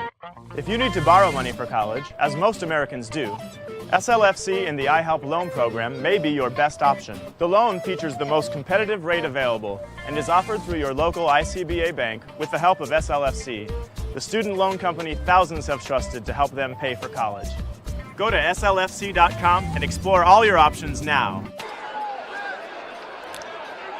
Chuck, what a great way to start the season here in Bluefield, West Virginia. Final 17-14, Bluefield over the G-men. G-men had taken a lead early, gave it up, got it back, and then it is a three-point win. Compliments basically the field goal, but then it was the pick returned by Edwards that got this squad on top. And then Collier stripping that football at the goal line when it looked like the G-men were about to take the lead. Beavers win it, and what a great way to start the series. You know, it was an early 34-yard field goal by the Beavers that made it 14-10 when I said, I don't know if that's enough that will happen. And then, boom, just within a minute or so, they got that big interception and pick in return for a touchdown at 10:50 mark, and then 6 minutes later, they're back in again with another interception that was probably one of the bigger ones of the game. But the play, I think, defensively, Bluefield is what impressed me tonight. I mean, they've got some really good guys in their backfield that are going to go far, but the play of their defense, being a young team, really impressed me. I think Bluefield has a lot to look forward to this year. They've got a win under their belts. 17-14 your final. Great American Rivalry Series, wrapping up game number 1 of the 2017 season. Thanks so much to our great camera crew. Tori, Ethan, Khalil, Chuck Sebastian has been providing your color analysis. Down on the sidelines, Rick Ford, James Crenshaw in the truck. I'm Robert Williamson. So long for the Great American Rivalry Series.